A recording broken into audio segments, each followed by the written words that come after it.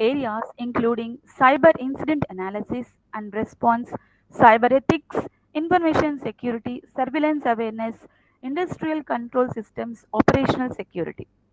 In his collaboration with Swimlane, Sairam is at the forefront of building advanced security solutions, integrating cutting edge products such as Splunk, Vader, Analyst One, Darktrace, and Virus Total. His technical acumen and strategic insights drive the development of robust security architectures that safeguard organizations against complex cyber threats.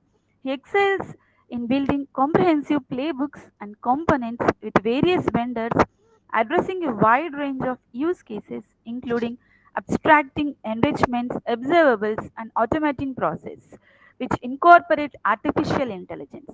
His work with Swimlane focuses on security orchestration, automation, and response, enhancing the efficiency and effectiveness of security operations through automation. Sairam collaborates with several industry organizations such as CSI, IEEE, FTCCI, and Internet Society. In addition to his research and advocacy work, Sairam trains professionals from police departments, multiple agencies, and industry experts, sharing his profound knowledge and expertise in cybersecurity. His multifaceted experience, coupled with his unwavering commitment to both professional and community development, solidifies his status as a distinguished leader in the field of information security. And Sairam Palabindala holds an impressive array of certifications, among them certified cybersecurity expert and certified cyber intelligence investigator, certified ethical hacker, and Microsoft Azure fundamentals. Thank you so much, sir, for being here for today's session. I will hand over the session to you, sir, and thank you for giving me the opportunity. Thank you, Dr. Harichandra Garu. Good evening, everyone. Hope I am audible, loud and clear. Yes, sir. Okay, let me Yes, just sir. start the presentation. Stop the share, sir. You can share your screen.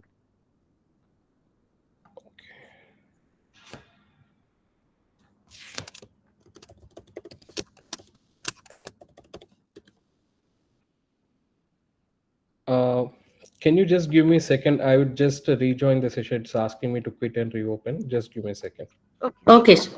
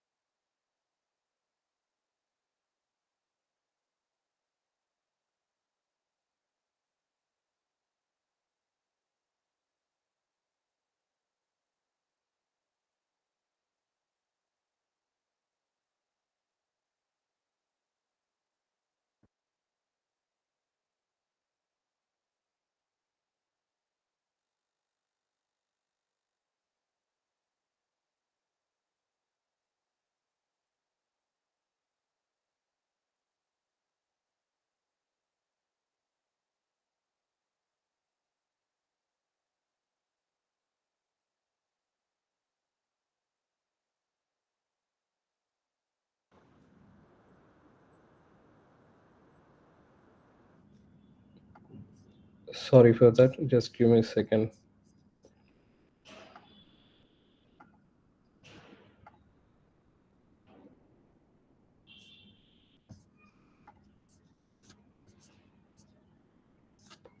Hope everyone can see my screen. Yes, sir. Okay. Yes, sir. Yes, sir. So let's dive into the today's topic. So today's topic, we are going to cover the importance of cybersecurity and how it focuses on protecting the current systems, networks, and data from different kind of cyber threats. And along with that, I would also cover the digital forensic aspect as well, like how investigator discovers the incidents and how to uncover the evidence and respective things that we see in a digital forensic part as well. So can anybody explain how internet started before we dive into the session? Just a quick question for the participants.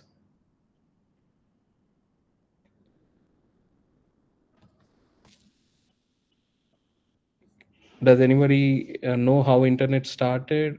Am I audible or Yes, sir, you are audible, sir. okay? I request the participants to give your answer in the chat box. At least. Yeah. So if you see at the time of World War, right, what happens? The need for the communication from one area to another area is tremendously important for different countries at that moment. So in 1940s and 1950s, the traditional way of transferring the information from one place to another place is only by the means of transporting one person to another and one location to another location, and afterwards we use the means of animals like birds sending the messages, right? So if you see at the time of the electronics revolution, once the transistors, the copper wires, everything started building in around 1940s and 1950s, the US research program, you might heard of it, it's called DARPA, the Defense Project Agency. They started this research, like, is there any other way electronically that we can send a communication from one area to another area? So by using that kind of means, thinking in that perception, the all the computer communication started. At the same time, computers came into the picture and they want to send the electronic signals. And by doing that, the first computer concepts evolved from 1950s onward.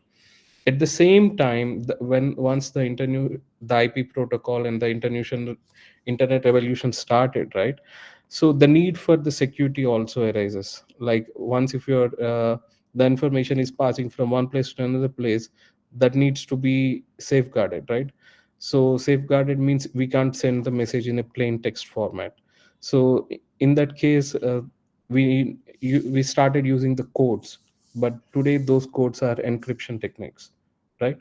So even though we use some kind of codes, but there are still the loopholes existed. If someone knows how to decrypt it, they can easily decrypt the message in the middle, and they can change the message and try to send it. So different kind of loopholes evolved over the time. So in 1970s and 1990s, the cybercrime starts evolving, right? The dot com balloon has popped up, and now the internet communication started. And in the 2000 and 2010, now if you see the cloud communications, and if you see all the chain, right, the communication process is being sophisticated by using various means of technologies. But now if you see the demand for the safeguarding of data is a big question in today's generation. So as you know, what we generate in day to day, everything is related to data, right? If you send a message to one person to another person, that is a piece of data. Whether you guys know how data is classified, maybe critical, non-critical, and mission critical, right? So every day that you see and work with the data, the information assurance concept is I mean, like, very much important in the today's day-to-day activities. Like, the data which you are generating, it needs to be encrypted and also needs to be protected. So I hope you know the different kinds of data and how to protect it in your day-to-day activities. I just want to give a short brief about understanding the difference between the information security and cyber security. So, as you see in the image, I just say cyber security is part of a subset of the information security, right? Why I say that? So, if you take only the cyber security, it deals with securing the information which is uh, electronic in form, right? It might be whether your electronic devices like your mobile devices, laptops, and the networks that which you use to communicate, and these are all vulnerable to exploit, right? So if you see, all these information that which we deal with electronic form comes into the cyber security. But all in all, in a overall picture, the information security also deals with the information which is not only in digital format but also in the physical format as well. Like if you write a piece of information on a paper, it's only for the eyes only read kind of information that needs to be only printed and saved. That kind of information protection also comes under the information security, right? So the overall picture of cybersecurity as a subset of information security plays a crucial role in today's communication. The day you wake up and the day you sleep, you deal with all these things.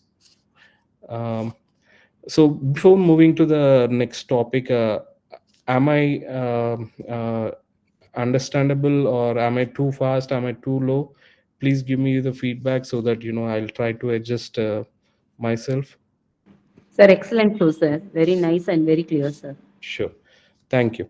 It's okay, So sir. No issue. okay, let's get into the main important concept of cyber security, right?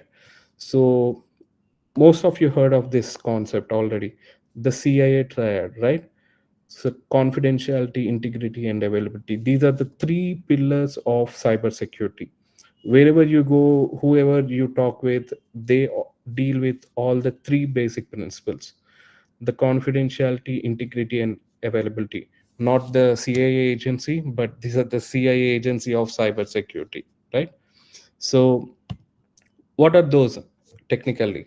Like if you see the confidentiality deals with the information that which needs to be protected, which you are not supposed to share it with each and every person. Like suppose if you are working in a office environment, like you have project review files where you cannot share it with each other departments. Like if you have marketing department, you cannot share the technical details of your project with the marketing department or sales department.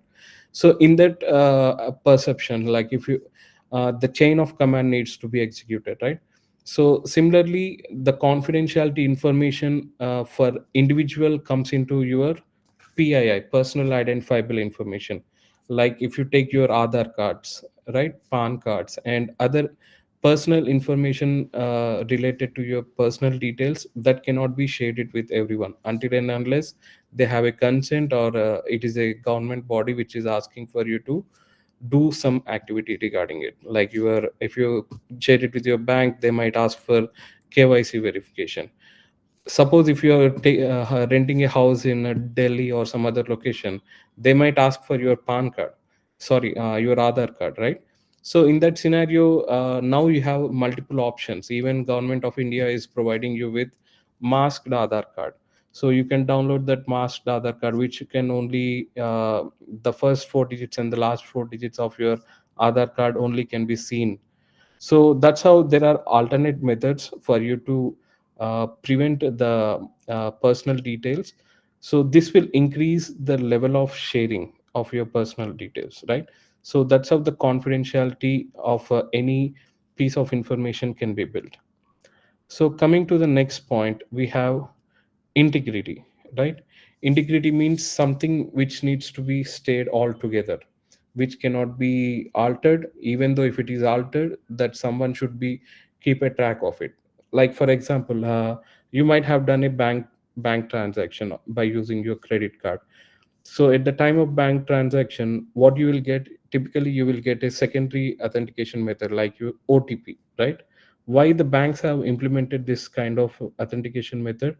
To verify, make sure that you are the only person who did the transaction. That means they want to check the system that only authenticate users are using their financial needs to do the financial transactions, right?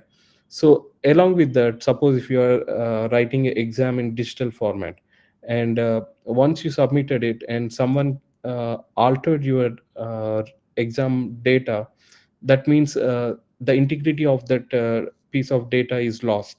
So you can say that similarly for your system, if someone tampers with your system, delete some data and put the virus or some other things, the integrity of your system will be loosened.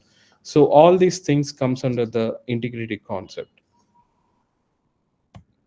So we have the third one, availability, right? CIA, confidentiality, integrity, and the availability. The availability concept deals with the availability of the information at all the times. For example, the cloud, right? You take Azure, GCP, or any other cloud platform.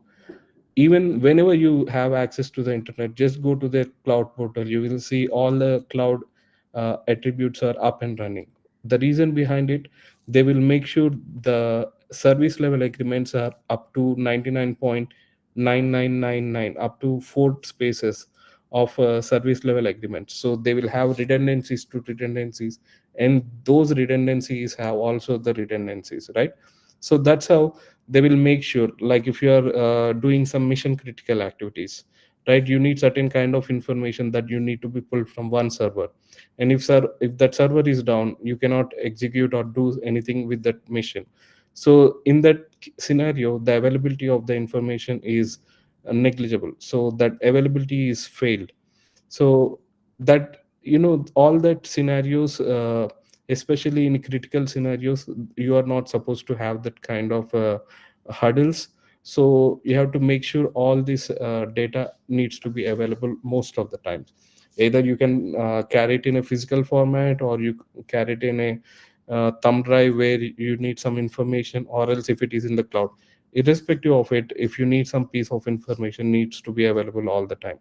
So that's how the three pillars of the cybersecurity, especially the means of communication in the terms of technical terms of cybersecurity, can be addressed by this, the CIA: confidentiality, availability, and integrity. Right? Hope you guys are following me. Yes, sir. Yeah. Yes, sir. Sir. So moving on, let's try to understand the threat landscape, right? So today, if you take any product or any application, right, so you are using it in the multiple fronts. You take your mobile applications, they are different from your desktop applications, and even the cloud applications are totally different. So most of the services now are offered as SaaS offerings, right? So what it means as a threat landscape, like a threat actor, if he wants to do some reconnaissance and try to evaluate the data, and he can have multiple fronts. Like at the time of reconnaissance, he can use your personal details which are available on the internet, and also your company profiles that you project yourself on social medias, right? Suppose take example of LinkedIn, you might even keep a list of job roles that you do with your previous organizations. So by using that kind of reconnaissance method, your threat landscape will be tremendously increased. Not only that, today's and the generation, they have so many tools, like sophisticated tools available. uh, if even if you ask a chat gpt to give a certain python code to execute something, it will just give it in a matter of minutes, right? You can easily execute in any terminal. So all these things, and also the one part of biggest this threat landscape is networks. So whenever some issue happen, right, network is the core part where you need to keep an eye on, because without any network communication, there is nothing that we can do in today's internet era. So whenever some hackers accessing your terminal by using multiple darknet tools or any other ports that they are using to access your system, you need to keep an eye on for behavior, right? Abnormal behavior. Whenever somebody tries to access your computer, try to access your camera, you will see certain kind of abnormal behavior when you are using your system. So this is kind of behaviors you can easily observe, but at the time of attack in multiple organization levels, you may not even observe these kind of behaviors. So what happens, certain networking tools, if you remember, in 2010 when Iran and the US are fighting for it, so they want to put a piece of ransomware code, I mean the executable code, in the thumb drive, and they just laid out in the Iranian nuclear front.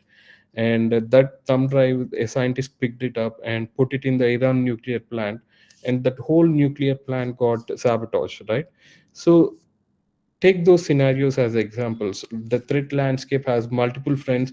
Every day each threat is a challenging one. Like it can be executable in multiple fronts. And as you see, the internet of things are also raising in our day to day life.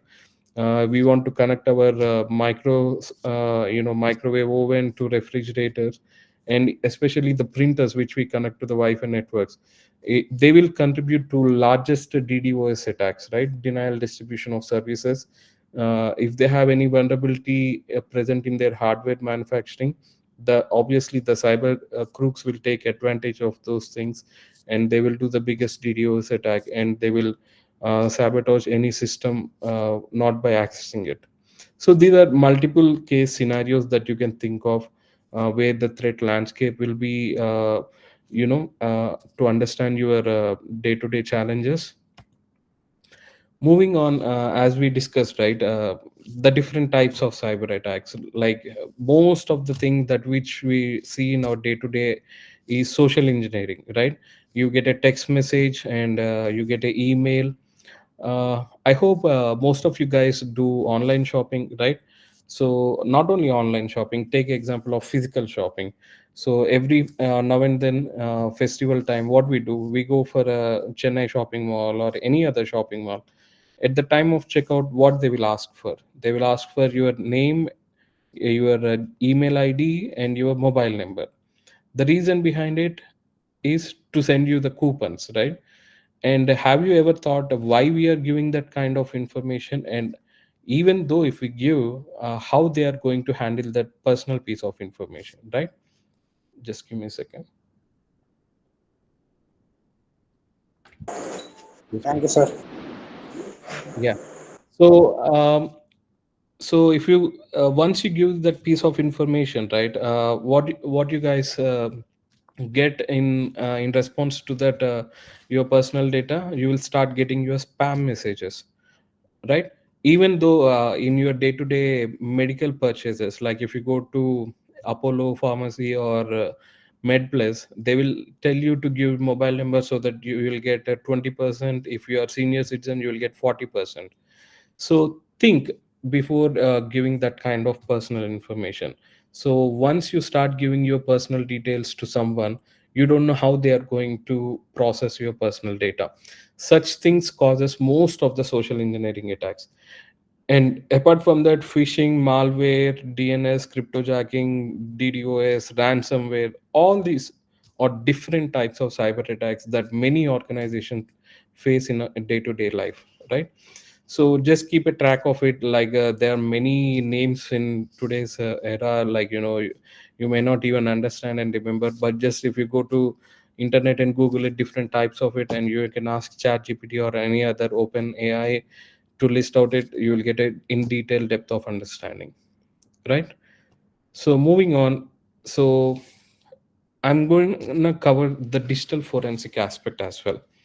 Okay, so when you see the digital forensic aspect, right, what happens, everything that we do in today's electronic media format, that needs to be protected.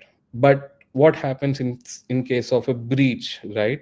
So in case of a breach, we need to understand why it happened, how it happened, and what are the different means that it happened, and we need to understand these things to protect ourselves further from not happening it, right?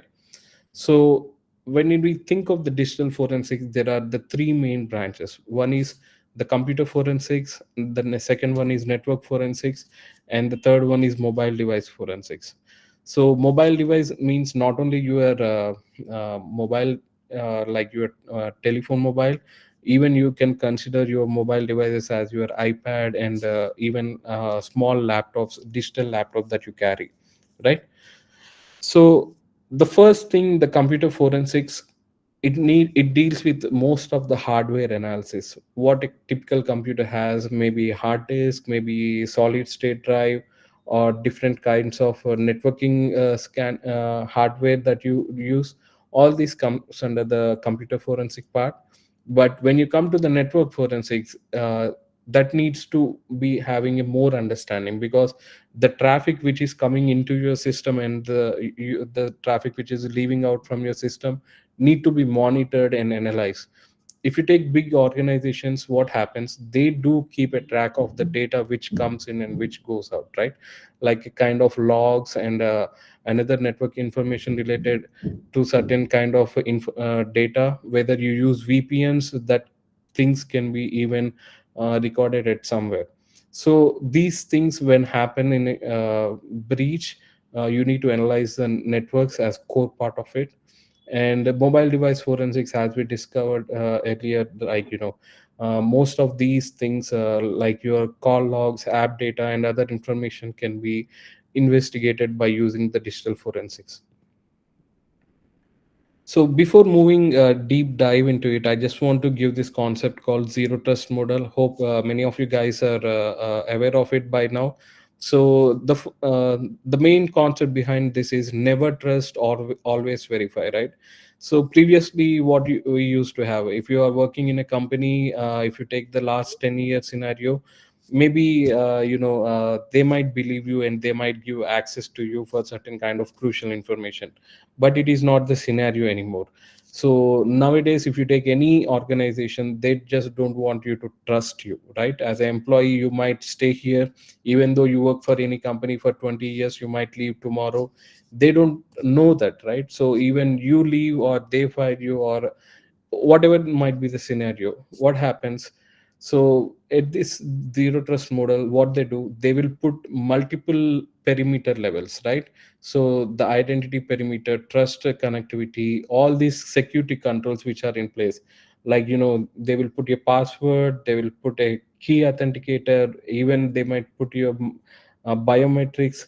So they will try to authenticate you in multiple fronts to access any kind of crucial information which is related to your work, right?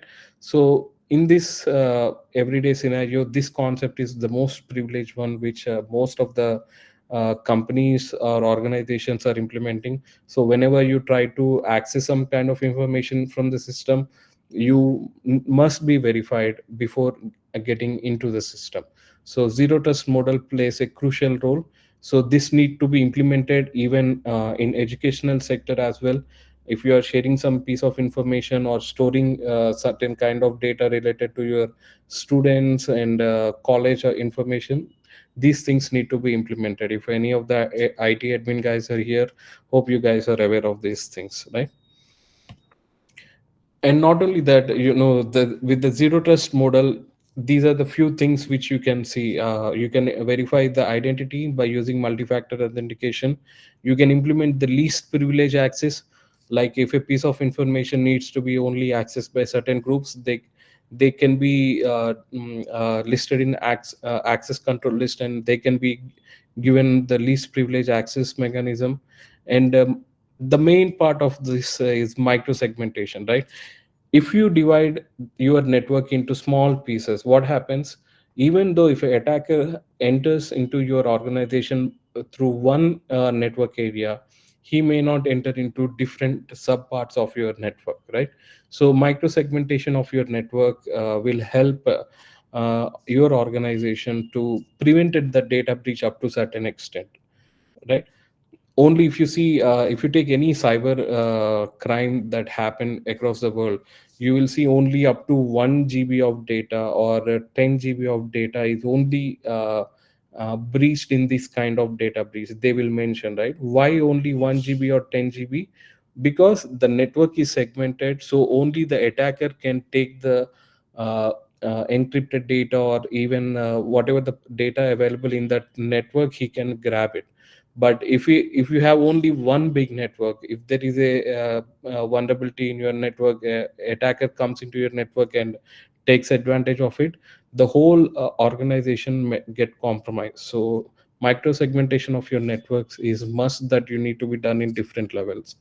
And continuous monitoring tools, if you see, there are many networking tools that you can use, like nmap and many things. FireEye has some network scanning tools. All these things you need to continuously monitor, like NOC, right, network operation center, you do monitor all the network activity.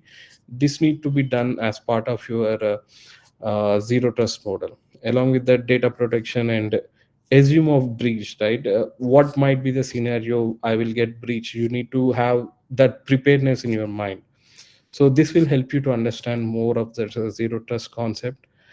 And the other concept I would like to discuss is the defense in depth, right? You see, attackers can come in multiple fronts, but take example of a stick, right? If you have one stick, you can easily break it, but if you have a bunch of sticks, it is very hard for you to break it with your hand, right? So similarly in the security, right, you have to implement the defense in depth concepts, like there might be multiple policies and procedures that needs to be in place, and multiple authentication systems, and your internal network systems where you can even put a honeypots for your networks and segregate your local servers and from, like, private servers and public servers. All these perimeter defense system that you need to be implemented by using this defense in depth layer concept, right? So make sure you have multiple layers of defenses that you configure in your organization. And not only that, the frameworks, right? Frameworks, why we are discussing this, frameworks plays a crucial role in today's understanding of the uh, footprint of the information security, right? So if you take the basic cybersecurity framework, NIST, right, National Institute of Cybersecurity and Technology, by the US government, they have their own standard for the cyber resilience. Along with that, if you see the ISO international standards, they have ISO 27001 2022, the latest one, information security management, and CIS controls. All these frameworks that do matter depends on your location, and also the implementation of your end users. Like if you are implementing a framework in India, you need to follow up with the Indian framework policies, like DPDP bills are there, IT Act is there.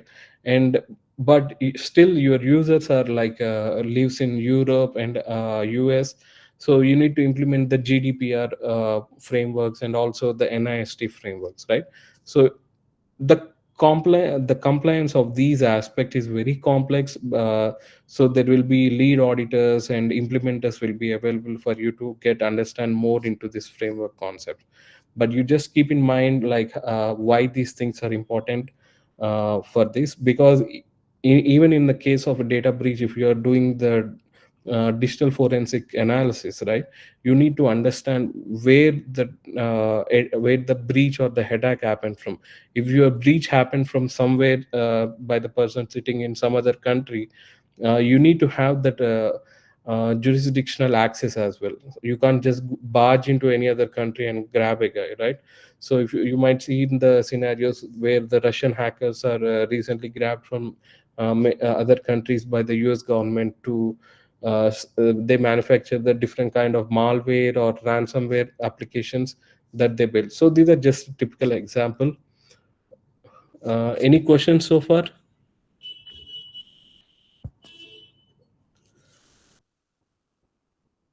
Any questions? Hope I am audible, guys. Yes, sir. Yes, Yes, sir. sir. Okay. Yes, sir.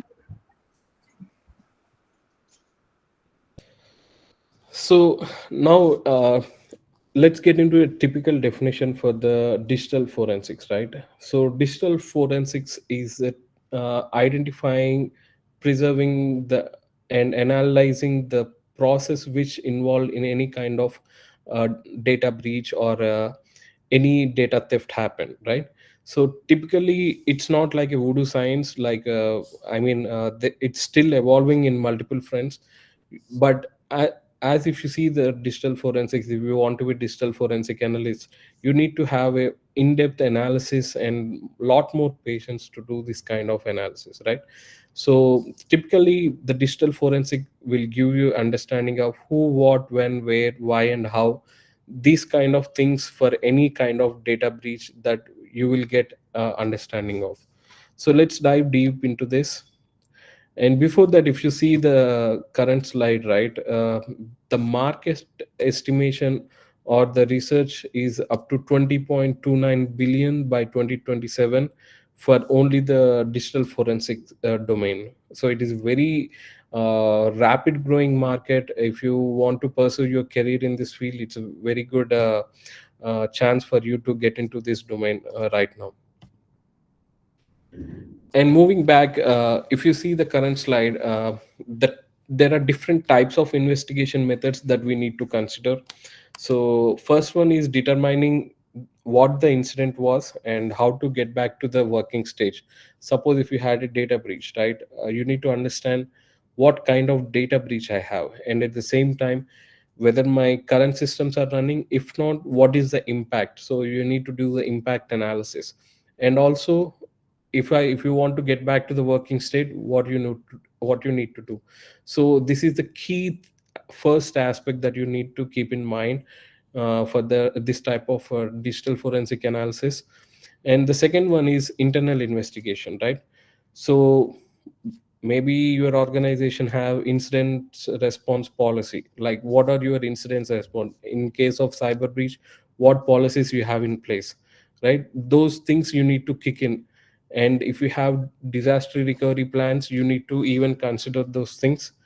And not only that, if the impact of this data breach is huge, right, you need to understand what kind of criminal investigation or the methodology that a hacker or a cyber crook implemented to do the data theft from your organization. That internal investigation needs to be done right immediately.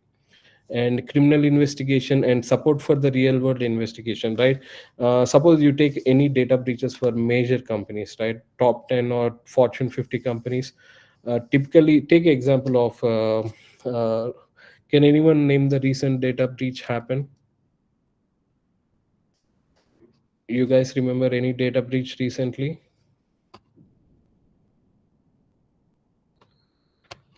Okay, I'll tell you one data breach example. Recently, not even a 1 month back, there is one medical company in India. They recently got hacked, and they want to understand what happened in their at the back end of their data center, right? So for this, they not only needs the technical expertise, but also the real world help as well. Even though there are some certain standards provided by the Indian government to report your data breaches in the next first 6 hours, even though sometimes you may not aware of that you are breached, right? In that scenario, you might fail to implement those standards and procedures. But to understand more, you need to collaborate with the different organizations. Not only organizations, you need to collaborate with government agencies to understand more and get the support in whatever the way to do the further investigations. So these are the key types of investigation methodologies that are available, and you need to keep in mind of understanding these things. And if you see the investigation phases, right, there are four typical phases. First one is identification, second one is preservation, third one is analysis, and fourth one is presentation. So these are the four phases how you do a digital forensic investigation. So let's dive in more into that. The first phase is identification, right? So the main purpose or the goal for this phase is to identify the potential sources for the uh, uh, digital the attack. So it might be digital evidence related to the investigation. So what might be the you may ask, what might be the things that we need to consider in this? So the first one is devices. So what kind of devices that are participated in this kind of data breach? You might need to understand whether it might be mobile device, server, or any other storage media where the data has been theft. You need to identify that kind of devices. And second one is the understanding the environment. So if you have, obviously every organization will have their network architecture designed and well streamlined. So you need to understand the current environment of that specific organization where the data breach happened, right? So how the data is flowing from one server to another server, even if the user is accessing from internet, how he is getting into the organization, all these things, the like defense in depth concept, right? What are the different perimeters security that we configure, that you need to understand the uh, patterns to identify the evidence. Okay. And the third one is documenting the evidence sources. So whatever the devices or the network environment that participated in this certain breach, you need to mandatorily write down every piece of information, like the document evidence. So the reason behind it is, in case of court submission to the courts, as a digital forensic expert, you need to have understanding of all these things that which played a crucial role in such data breaches, need to be listed out and submitted to the court. So the first main phase of this is identification. And some other questions you might ask yourself is like, uh, suppose if you have a system that is data breach and that is a mission critical system, right? Can it be shut down? Like, uh, if it shut down, what happens? Whether if some of your users might get impacted in that scenario, what you need to do, what kind of redundancy plans you have, that you might ask for yourself. And if it needs to be keep operated, what are the other frameworks or the policies that you need to have? And to do this investigation as well, sometimes you might even need a warrant, because you need to protect yourself as a digital investigator and also do the performance, because something maybe in later, if someone accuses you of doing something, then you might need to be legally proceeding, right? So before proceeding to these kind of big data breach analysis or forensic analysis, you need to sometimes get a warrant from the court to do this kind of analysis. And not only that, if you take any system that participated in this attack, right, you need to understand what kind of memory storage media that you use, and what kind of processes uh, that are running behind the system. You need to have a clear understanding of that. And last but not least, if you find any piece of hardware device which you have in hand, if you can able to lock it, you place it in a safe place, don't give access to any other wells, only you have access to it till the investigation completes, right?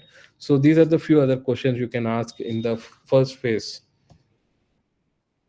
And coming to the second phase, it's the preservation phase, right? What we do in this preservation phase. So typically, if you take any hard disk or any system, right, typically we deal with data related to hard disk. So you cannot directly perform the investigation on the uh, hard disk, because that is the core hard disk where the breach happened. If you tamper with that hard disk, and you cannot get any piece of information, and if you write the data on that hard disk for multiple amount of time, you may not retrieve the information, right? So that is a bad scenario for any digital forensic investigator. So what you can do, you can take that hard disk and you can create a image, forensic image, right? So bit by bit copy of that hard disk or that storage media can be created, and then you do the hands on that copy of the original hard disk, not the main hard disk.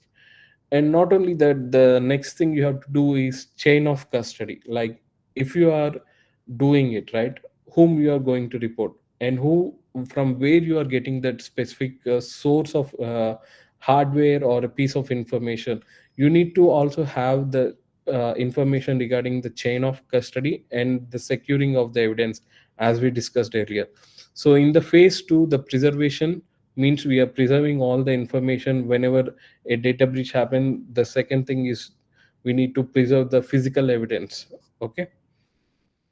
And the main points to remember in this physical the second phase is, in the preservation phase, is to extract the our goal is to extract the raw data from the uh, uh, copy of the evidence that which we retrieved, and always make sure you work on the copies. And there might be some kind of hidden data, you never know, right? Don't easily think that whatever the data you see is the only data which is available. Most of the hackers, what they do, they try to cover their tracks by deleting, overriding of those data, and sometimes they might even hide it. You may not even recognize the data that is existed. So these things you need to keep an eye on, and this process can be, iterated. Like if you go through each and every piece of iteration, you might find new evidence, right? So make sure you have multiple copies. Even if you in case of investigation, if you feel like having multiple copies of the original data, you can do multiple copies, okay, and work on them.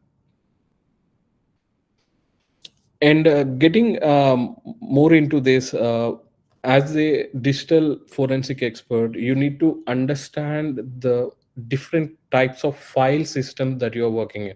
If you take Windows, there is different file system. Linux, there are multiple OSs, right? uh, so not only that, the file directories are different, but the metadata related to those files are totally different.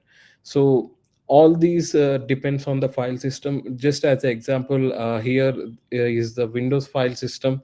It typically follows the hierarchical model, like the file root directories and file system slash user slash temp. All these different root and subroot file directories that you need to understand, and also the several drivers that which deal with those file system. You need to be aware of it, right? So just make sure these some of the other things that you need to consider is collection of the volatile and non-volatile information, and Windows registry analysis that you can perform by using certain tools. And the web browser forensics is one of the key area that most of the digital forensic experts keeps an eye on, because if there is a man in the middle attack, you never know how a attacker comes in. Maybe to your web browser, he can even easily access to your internal memory files, right? So all these things can place a crucial evidences in the Windows forensics. Like that, even Linux and multiple Debian OSs will have multiple phases of it. So you just keep a in-depth understanding of what kind of file system that they use and what is the chain of hierarchy in their registry system, right?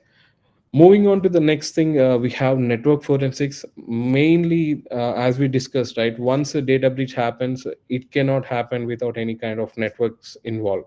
So network forensics covers a few of these areas. Like first thing is data capture, right? So most of the time the network administrator will capture the data, like having packet sniffing tools or network logs, intrusion detection prevention system that they keep in place. They try to analyze that kind of data in the real time. So whenever attacker is trying to get into the system, there might be some alert related to the user who is accessing abnormal amount of data, or else a user logging in from different country, like different location. He might use certain kind of level of access which he is not supposed to do, right? So the data capture is one of the most analysis thing what which we needs to do. We need to take the data, recorded data from the network admin, and try to analyze it. And the traffic analysis, right? There are multiple protocols, as you see, the TCP, HTTP, FTP, many ports that you use. We have like over 65,000 ports, you guys know. So all these ports, some of them might trigger some kind of backdoor in some applications. So you just need to understand which port or the which protocol participated in that kind of data breach. So all these traffic analysis can be done during this network forensic part. So similarly, event correlation, evidence collection, and reporting and the tools are plays a major role, right? So typically NIDS, right, network intrusion detection system, what they do, if you have with the help of a Wireshark, right, as I said earlier, you can use these tools to understand what type of networks data packets are moving from one place to another, and what kind of encryption methodologies that they implemented. At the same time, what kind of protocol that is being followed. So not only that, some SIM solutions, right, security information and event management. So if you see, whenever a security incident occurred, what they will do, they will try to raise a ticket to the specific team. The team addresses the ticket and try to do some kind of automation related to it. So there are new level of source systems, or security automation and orchestration systems are coming into place these days. Okay, so network forensics plays a crucial role in the digital forensic analysis, and also the dark web forensics, right? Especially if you see this concept, the data collection. So most of the time, attacker is not going to use a typical browser. He might use the Tor browser. You might have ever of it, where the hackers use it to access the dark web. So if suppose there is a traffic that is coming from the dark web by using the backend protocols, or there's a customized script that he is running, so all these dark web forensics, like the data collection, the traffic analysis, and especially the content analysis, right?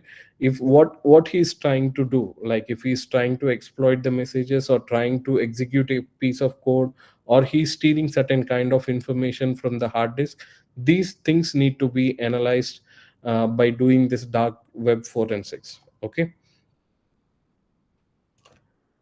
hope you guys are following me. Any questions so far?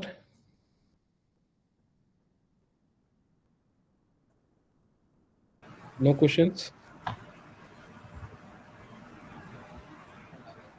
Okay. Participants, if you are having any questions, you can ask. Hello, sir. Yes, Puneet, please tell me. Yeah, may I know the any tool for analyzing the traffic, live traffic? Yeah, you can use Wireshark. Wireshark is open source tool which is best in place. Mm-hmm. If you want to go for paid version, FireEye has some good paid version. Okay, okay, You can Wireshark, you can just install in your system and do it. You can start doing that. okay. Why shark? Yeah, Okay, fine. Thank you, sir. thank you. Sir, good So, evening, sir. uh, good evening. Please tell me, Dr. Srinivas Sir, Rao. even some of calls is getting from foreign to kept like bank accounts and all other things. No? So how Yes, uh, to avoid that one, like even illiterature people also, because of they don't know yes, sir. their mobiles, like some means how we are protecting installing some software. So is there any those things like that, sir? Okay, sir. So to answer this question, sir, first thing, our government of India is already working. Work is in progress. They notified TRAI, the telecom authority, to stop all the international calls for the Indian users in the first place. Especially if someone reported a suspicious phone call, right? It must be investigated in the first place. So things are in place. If you see, from November or December, I'm not sure that standard has been implemented. But as you say, right, even as a cyber investigator or some incident analysis at central level, I used to come to know that even if you are using Airtel network or some other telecom regulatory like Vodafone, still those calls are enabled for end users. So currently at this phase, the best thing is not to pick up any of those calls. And uh, the first thing, if you see, you can install some kind of third party tools. Like in India, we use what kind of call filtering, we have this thing, right? Like M Kawachi 2 is there. Is it good, sir? M Kawachi 2, CDAC. Yes, sir. Yes, sir. CDAC tools are up to the mark. You can start using it, but you can use the third-party tools as well, like Truecaller. Someone must have reported the suspicious spam call. If you install that, you will just see that some spam call is coming. You can block it, or else you don't need to pick it, right? So those tools can be. You can take the help of those tools. Oh, okay. Okay. Yeah. Sir, can you share it your PPT once the session is completed to in WhatsApp group? Sure, sir. What I will do, I will share it with the respective department. Admin. She, Okay. the ma'am will share it with you. Okay. Okay. Thank you, And sir. Thank you so much. no problem. And someone asks, Sairam asks regarding, is there any site to check the links or URL? Okay, so there is this site called Virus Total, virustotal.com. If you go here, here you can even verify your file URL as well. If you have a file, if you want to check whether it has any kind of malware or anything, so malware analysis, all this can be done by using this website. You can even do it for the IP. If you have any suspicious IP or domain that is trying to that you might try to access, or some attacker is trying to get hold of you, you can use this website as a tool. So Vijay Vikas Bhatnagar, sorry, I'm very wrong, hard with pronouncing the names. Don't mind. So he asked, like, how can I root my Android 14 phone? I don't want a custom ROM installed, right? Uh, you can access different folders in internal memory. Sir, how can I root my Android 14? There are some tools available in the open market. You have to use those tools to get into the main root of your devices. Typically the OS like Android, they don't easily get you access to the root level, because if someone wants to do some kind of script running behind it, it cannot, it's supposed not to be executed, right?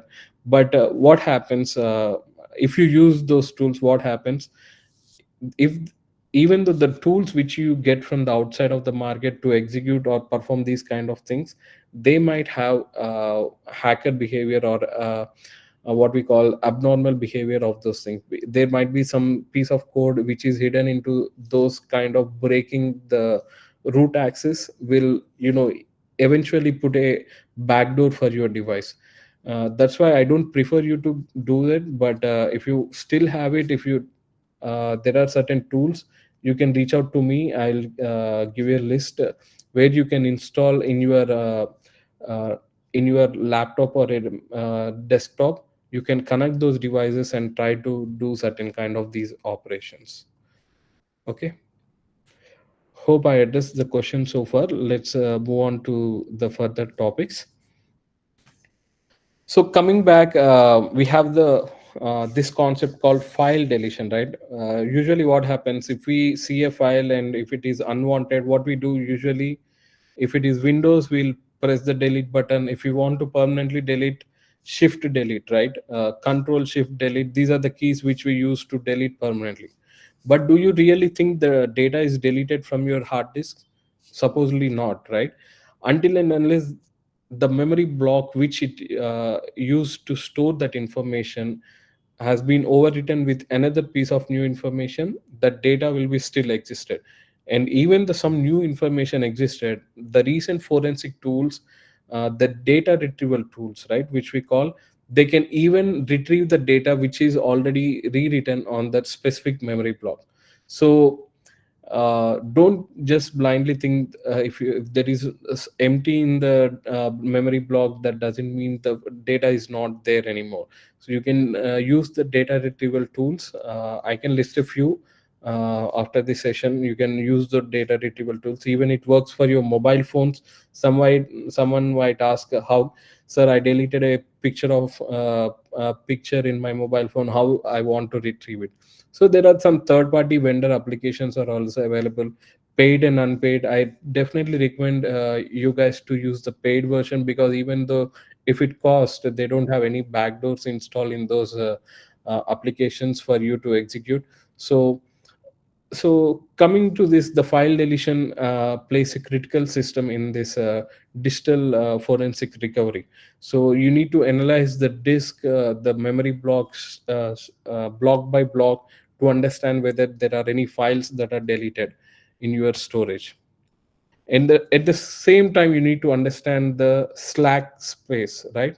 Slack space, nothing but it's an unused space in your storage block. So suppose if you have a file which is of 100 bytes and you have a storage block which is of 150 bits, but if you are storing it into that storage block, only the 100 bytes of data will be stored, but not if you take the original storage capacity, the 150 bytes, there might be still 50 bytes of data which is left. So that is called the slack space, right? So the remaining slack space need to be considered even in the forensic analysis. So by using that, even if you delete the any previous data, you can understand the exact amounts of the pieces of data can be observed and retrievable by using this methodology. And moving to the next topic, the steganography. Like most of the us, we use the steganographic concept, like hiding the information in another message or image file, right? So whenever you are using doing the digital forensic, you need to consider each and every piece of data, whether it might be hidden or not hidden, and whether if you see it in a relevant location of the memory block pertaining to the attack, or all as the whole in all picture of the storage unit. You can consider each and every piece of unit, and you need to thoroughly go through the concealing and unconcealing process of that methodologies. Like sometimes attackers might store the information in images, and sometimes in executable files, and even the metadata files will have some kind of information related to the original data, where you need to understand how the data breach happened and what kind of data that attacker took, like kind of a certain kind of encryptions that encrypted data that might be in the case of a data breach. You can reconstruct the data by using these concepts. Okay. And some other points to ponder, like the detection in countermeasures and the ethical and legal considerations. So steganography always have different perception, like especially the visual inspection of the data plays a major role. And there are some specialized steganographic tools are available in the market to do the analysis as well. And not only that, if there is a hard malware that is hiding behind any kind of communication firewall or any kind of piece of information, those things will have legal considerations, right? So you need to preserve those evidence, and you need to submit in case of findings to the court as well. So make sure you note it down each and every piece of information that revealed in your analysis. That's a key understanding and the step in the process of digital evidence storage. And not only that, the most of the time you deal with encrypted data, right?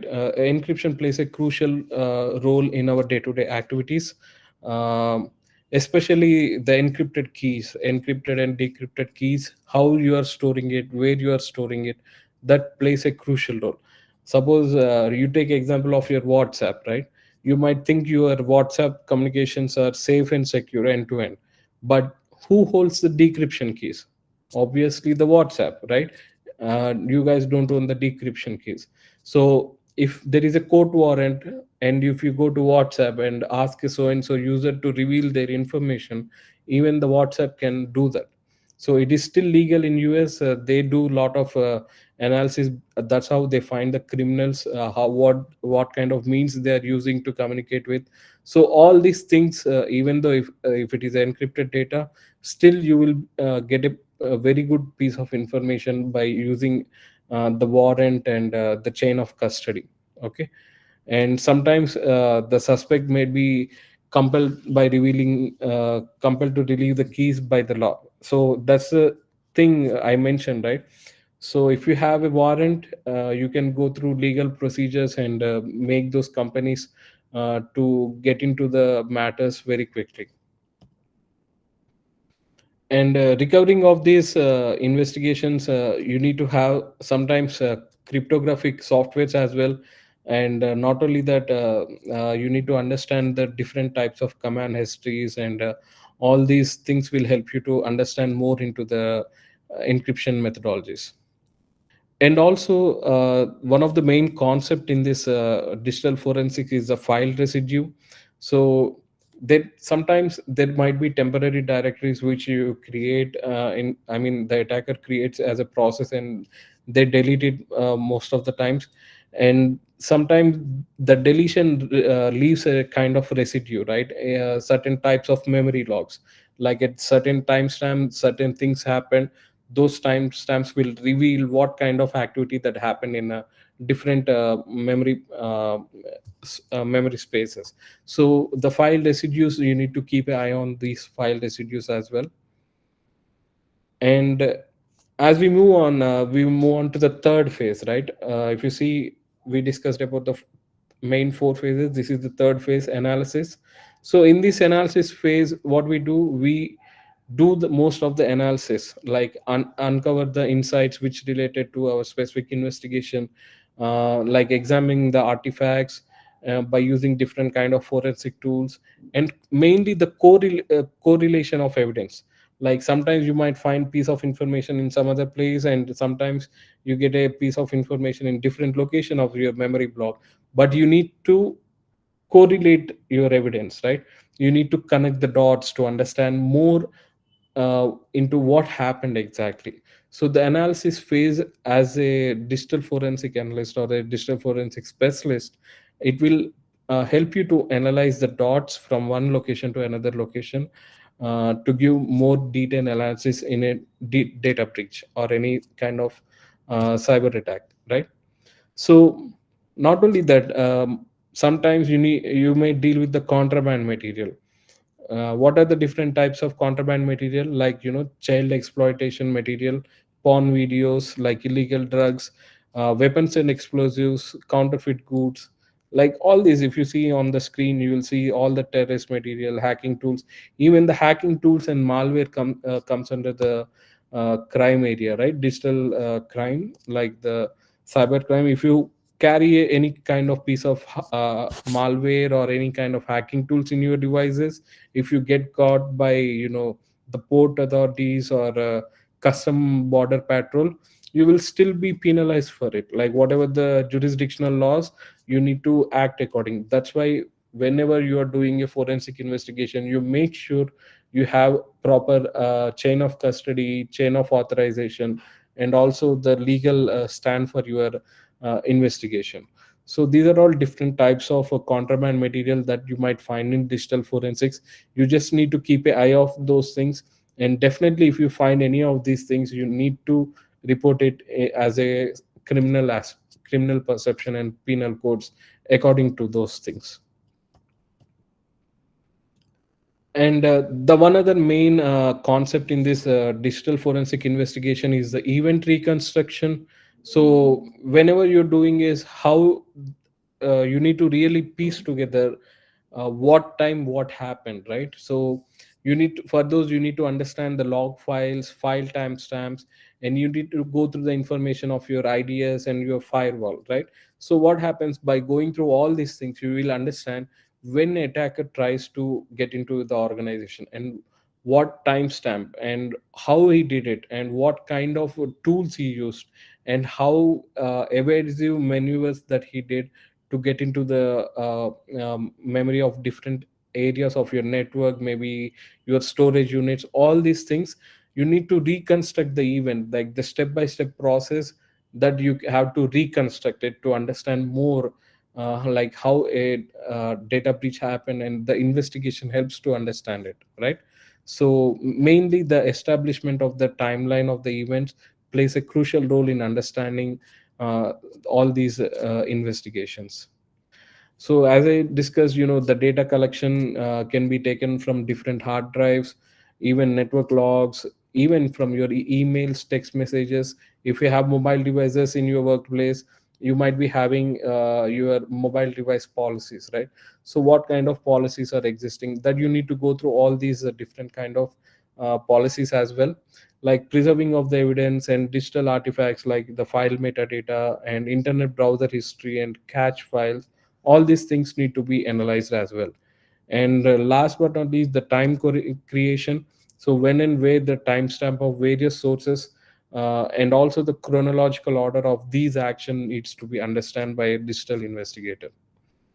So if you see, the screen, right? The main contextual analysis, visualization, reporting, and legal consideration. These are the multiple phases in the digital forensic understanding plays a crucial role. Like if you see the behavior patterns, the contextual analysis will give you more importance. But such also the visual aids. Sometimes you might see pie chart graphs and other things as part of your investigation.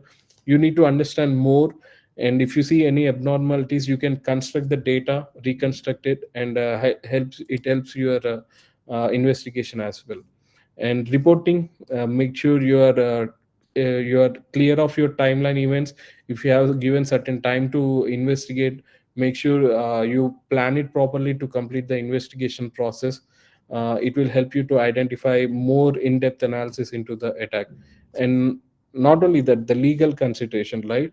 Follow the paper trail. As I mentioned earlier, make sure you write down all the devices that participated in the attack. Not only that, what kind of tools, who are the people that involved, and all these things will help you understand more by documenting it.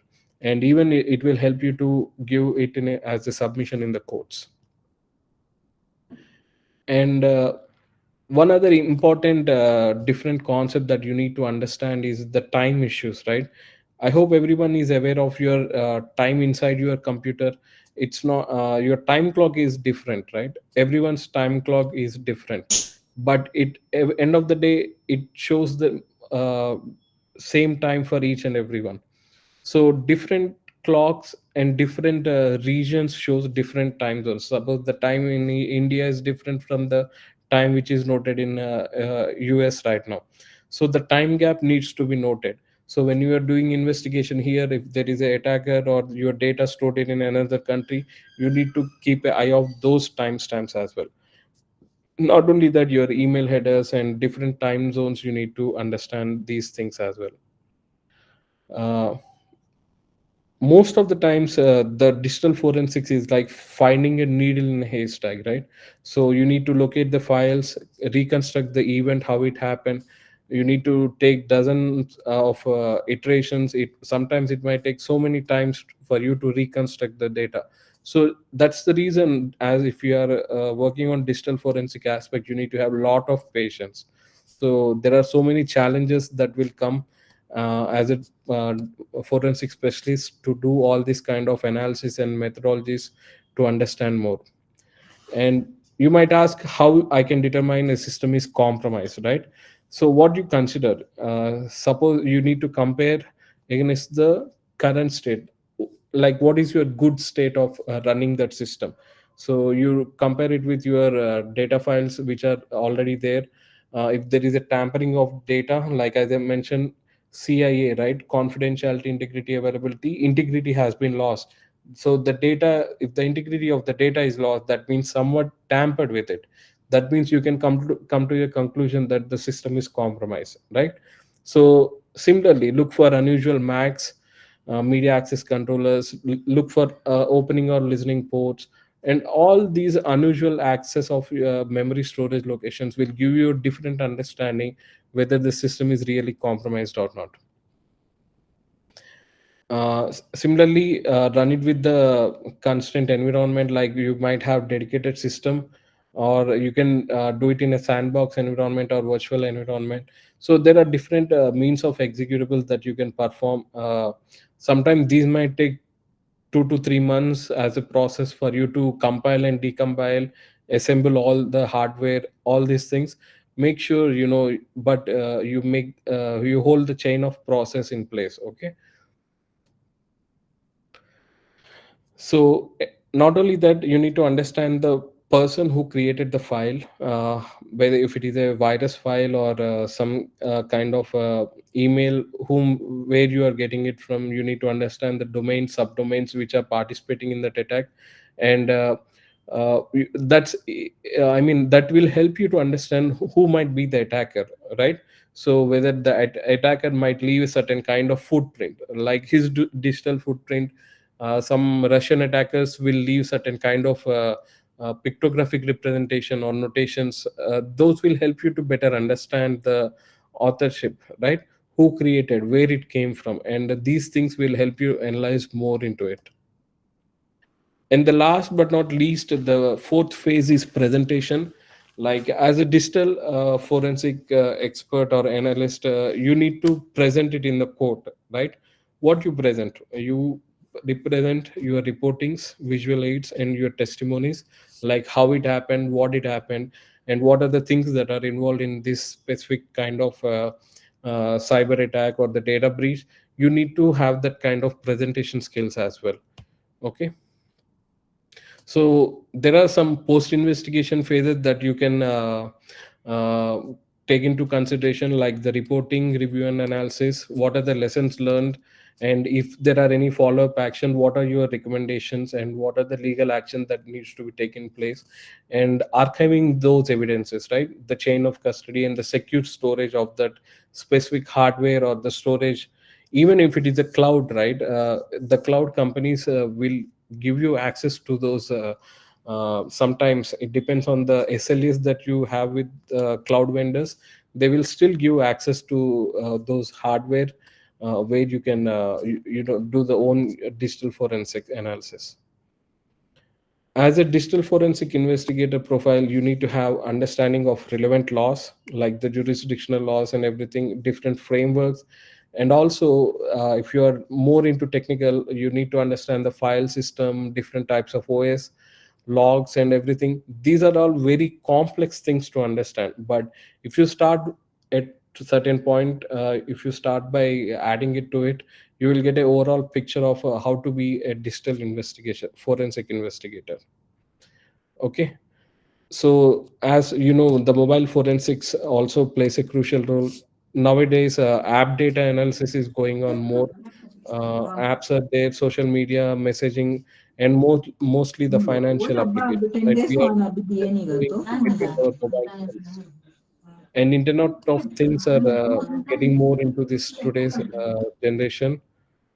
And you might ask, what are the real challenges that we face, right? The real challenges will be like the skill gap. If you see, only 3% of the workforce is available in the digital forensic expertise.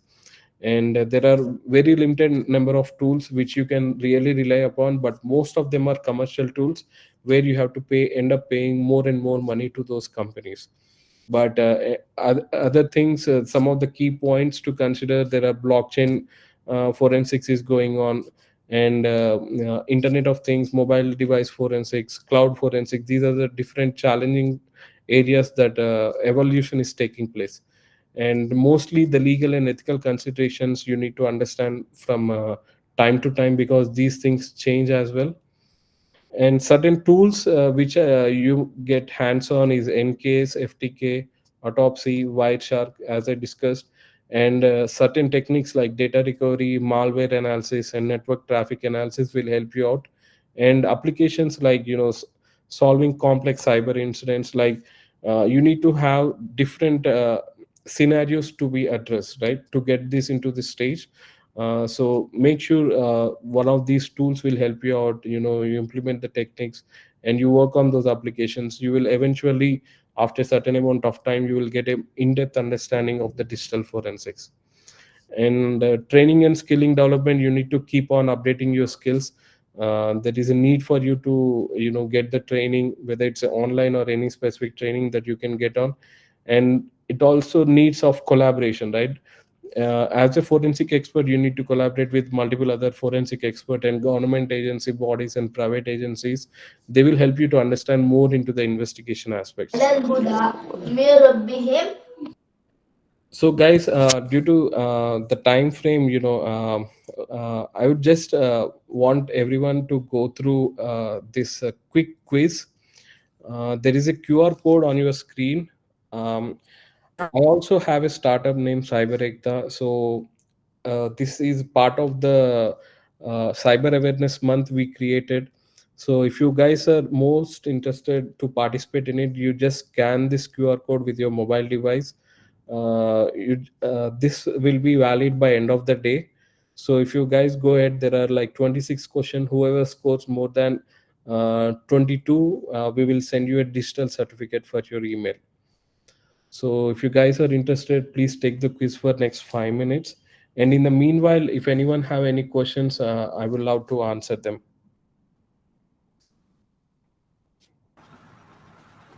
Thank you, sir.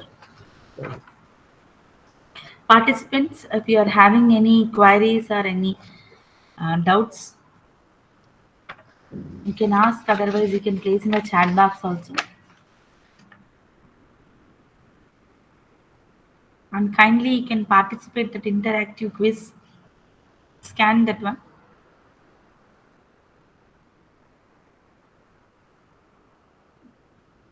If you guys are participating from your mobile devices, just take a screenshot. You can do it after the session as well. I'll give time till morning, so don't worry about it. Just you can take the screenshot of that. It will be Yes, there. sir. We have taken some. Yeah. Okay, okay, ma'am. So moving on, if anybody would like to connect to me, I have my website sairam.digital, and here is a QR code. I'm only available on LinkedIn. So if you guys, you can scan the QR code. It will directly take me to the LinkedIn page. Okay, or else you can visit my website as well, sairam.digital. If you guys have any concerns or questions, if you want to interact with me, based on the time available, I will try to set up some call, or we can even have a chat on WhatsApp.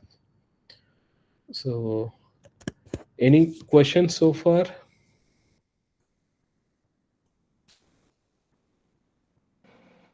And Sir, please show your barcode. It is barcode. the Okay, screen is changed. 1 second, please. You want it for the interactive quiz, ma'am? No, sir. I have taken this one, sir. Okay. Next one. You are LinkedIn. Yeah. LinkedIn. Okay.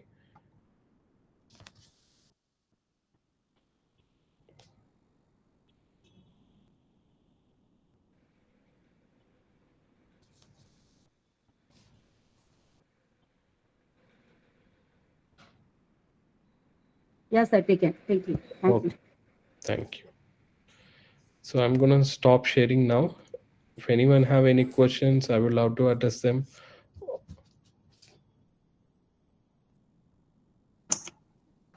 Participants, do you have any queries? Please ask, sir.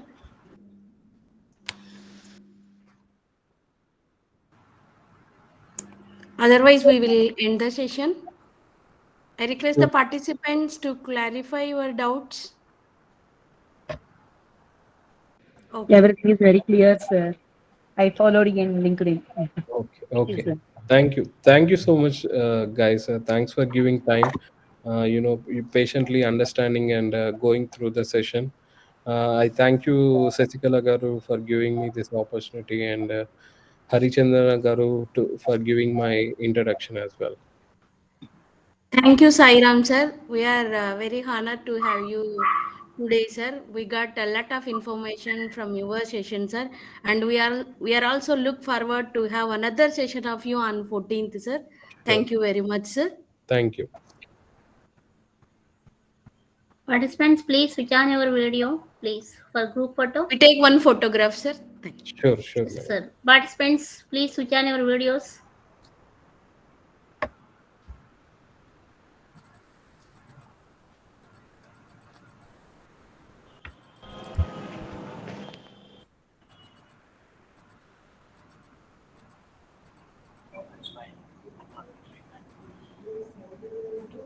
Then, yeah, I define my next example or set up my model.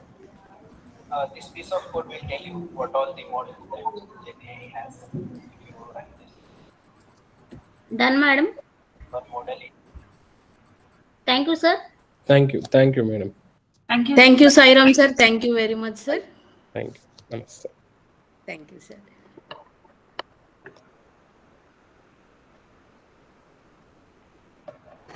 Thank you, participants. So the next session will be continued. Reddy sir. Yeah, yes, ma'am. Good evening, sir.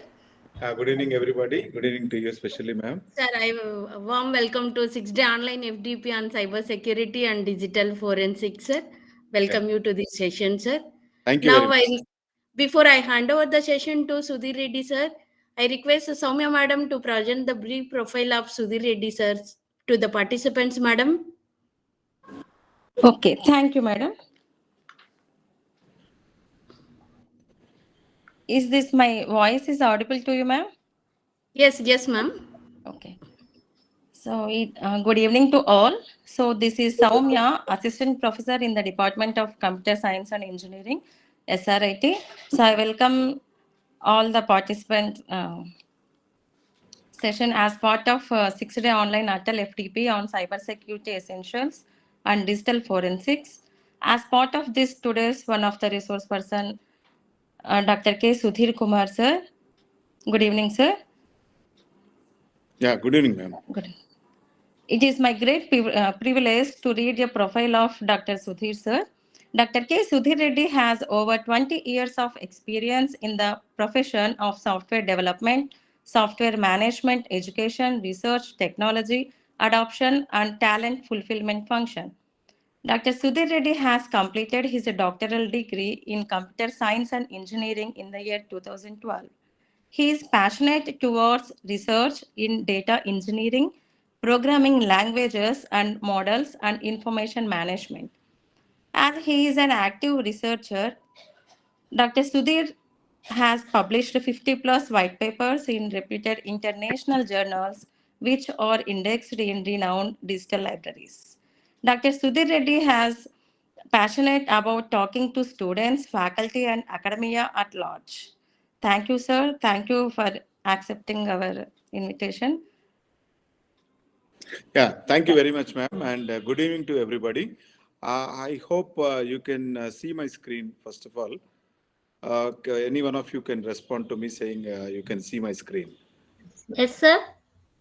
Yeah, thank you very much, ma'am. So I welcome all participants for this faculty development program. I think you had wonderful sessions till now. Yesterday there were two sessions which talks about the fundamentals of cybersecurity, digital forensics, and the other important fundamental aspects in the area of cybersecurity. So I was requested by Dr. Sesikala, madam, to handle the sessions on the secure coding. In Sudhir fact, Reddy, sir, sorry for the interruption. Your screen is not visible to audience, sir.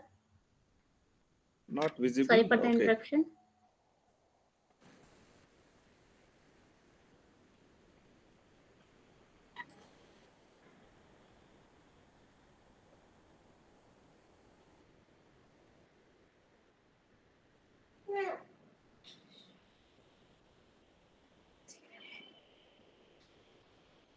Uh, how about now? Will you be able to see my screen now? No, sir. No, sir.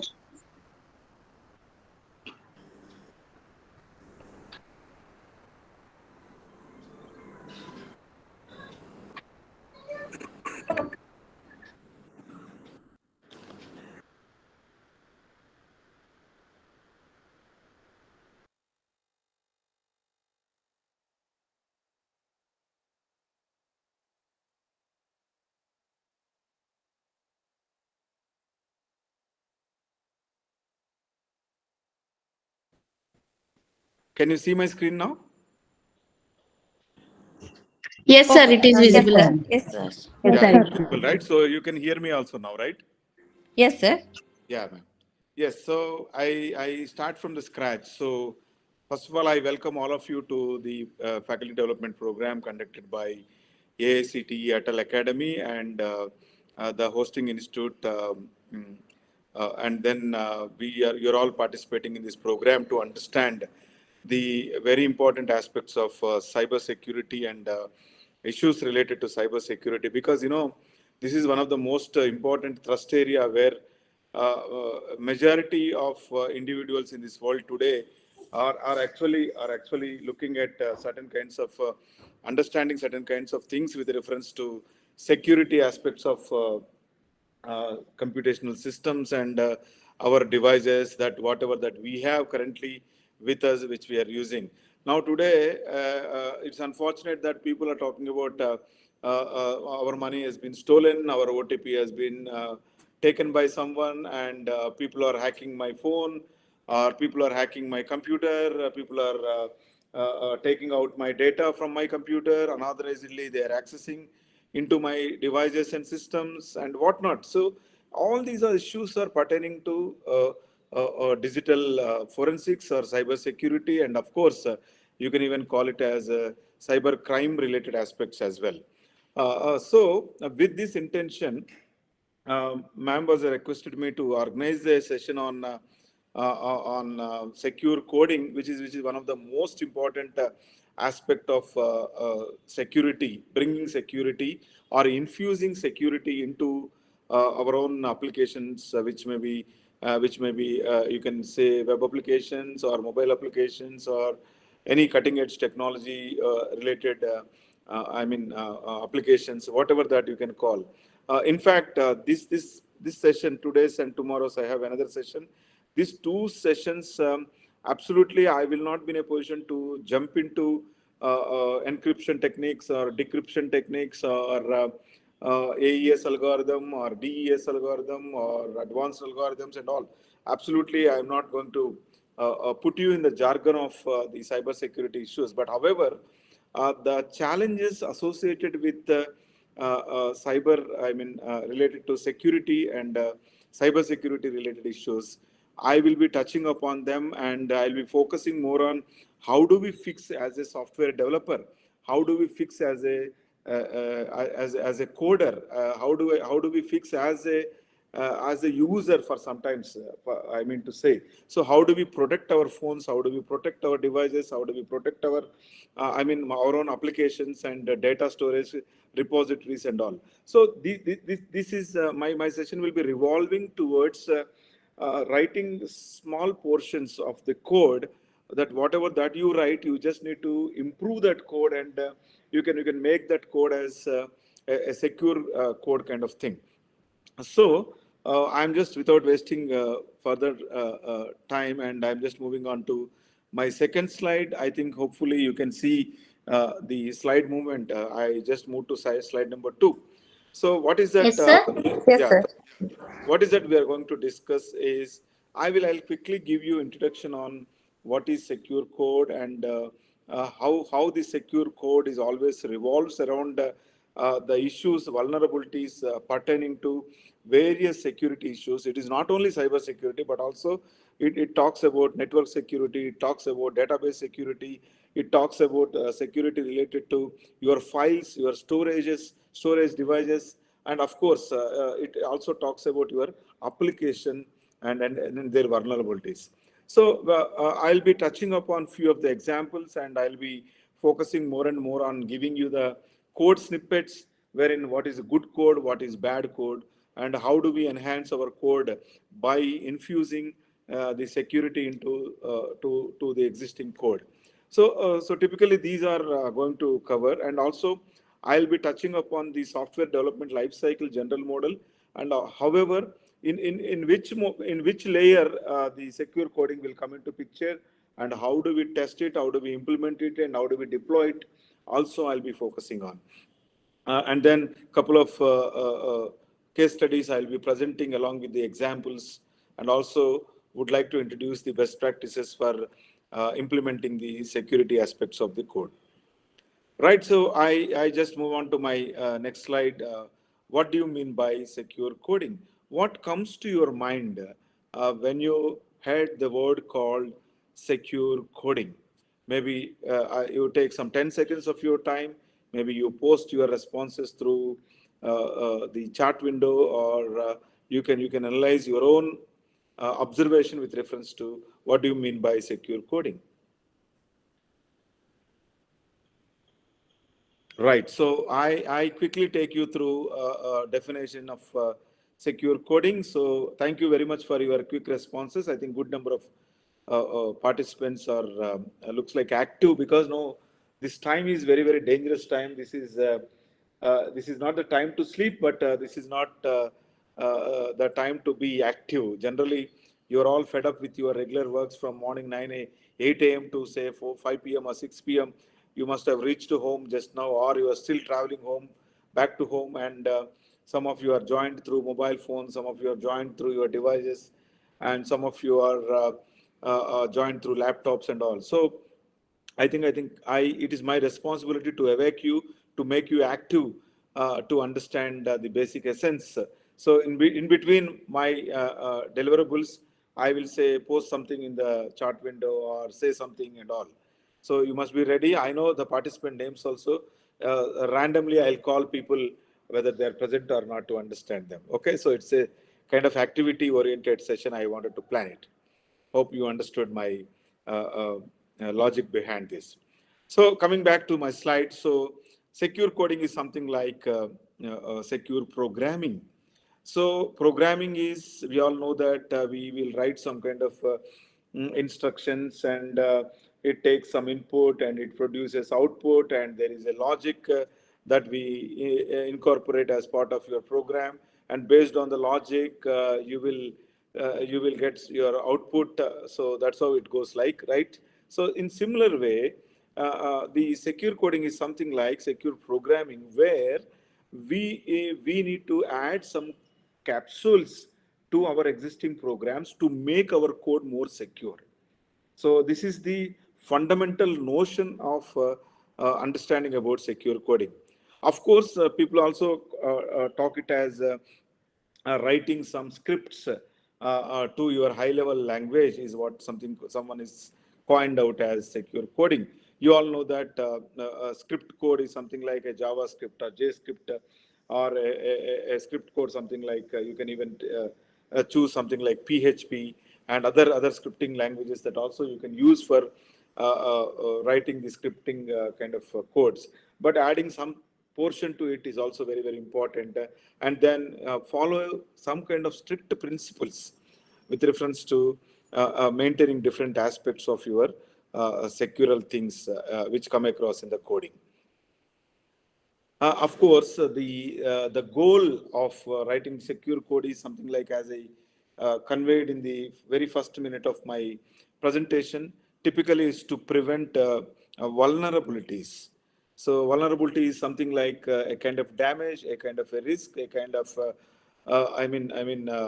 unexpected and abnormal activity that occurs as part of our computational systems or the computational applications. So such kind of vulnerabilities, I will explain you what are the different vulnerabilities that we can get into in the process of our presentation.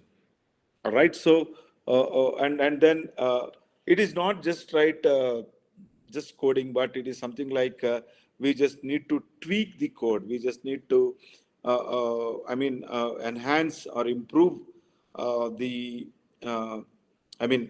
fix the anomalies or to fix the vulnerabilities which arises in our day-to-day functions, and to prevent the hackers coming in and trying to steal our data, or trying to attack on our data, and trying to push some malicious scripts code and malicious code or viruses, whatever it may be. A virus is a vulnerability, a malicious script is a vulnerability, something like stealing your passwords is a vulnerability, and then other aspects could be something like internal to your hardware, internal to your software. Maybe some of the vulnerabilities arises out of your software, some of the vulnerabilities arises out of your hardware as well, because of our traditional systems which are absolutely designed to suit the needs and requirements of our application execution deployment kind of thing. So in nutshell, what probably that I can convey out of this particular slide, is something like we should have to create an environment wherein we can build an environment wherein we can provide reliable and secure IT infrastructure that includes your software or hardware, and then applications. These days we are calling them as services to our clients or to our enterprises. So in simple, secure coding is something like creating a platform or creating a development environment wherein you can create a reliable, robust, and then secure systems of hardware, software, and the applications. So this is what is called the basic understanding of secure coding. And friends, I knew that many of you are not interested to uh, uh, part of coding activity, or you are not having good I mean, logic building abilities. Might be because of various reasons, because you are into teaching fraternity. Most of you belongs to teaching fraternity. So where you go and deliver lectures, but you focus less on the coding and creating new programs, creating new algorithms kind of thing. So my presentation is prepared in such a way that I will not trouble you anymore. It will not be a burden for you. I will give you the code snippets directly. I mean, code snippets, I mean to say, I will give you entire code. So wherein you just need to copy pasting in the appropriate editors, or I mean, uh, the integrated development tools. Maybe it is Eclipse or NetBeans or any other integrated development environment tools. So you can just execute it and understand what is good code, what is bad code kind of thing. So the whole presentation has prepared in such lines. So don't worry about I'm not good at coding and why should I write good code and all these things. Okay, please. Then I'm just moving on to my next slide. So anything, whatever that we start or wherever we try to start, there are some apprehensions, there are some assumptions. Why should I go for the secure coding? What is there in it? And all these kinds of questions that would generally come to many of us. So if you look at, I've just tried to put it somewhere, something like this. I am secure. We have a great security team managing the firewalls. So what is so big deal in writing the code? Oh, of course, it is. Firewalls are absolutely meant for protecting your hardware, protecting your software from the external malicious code that is coming into you.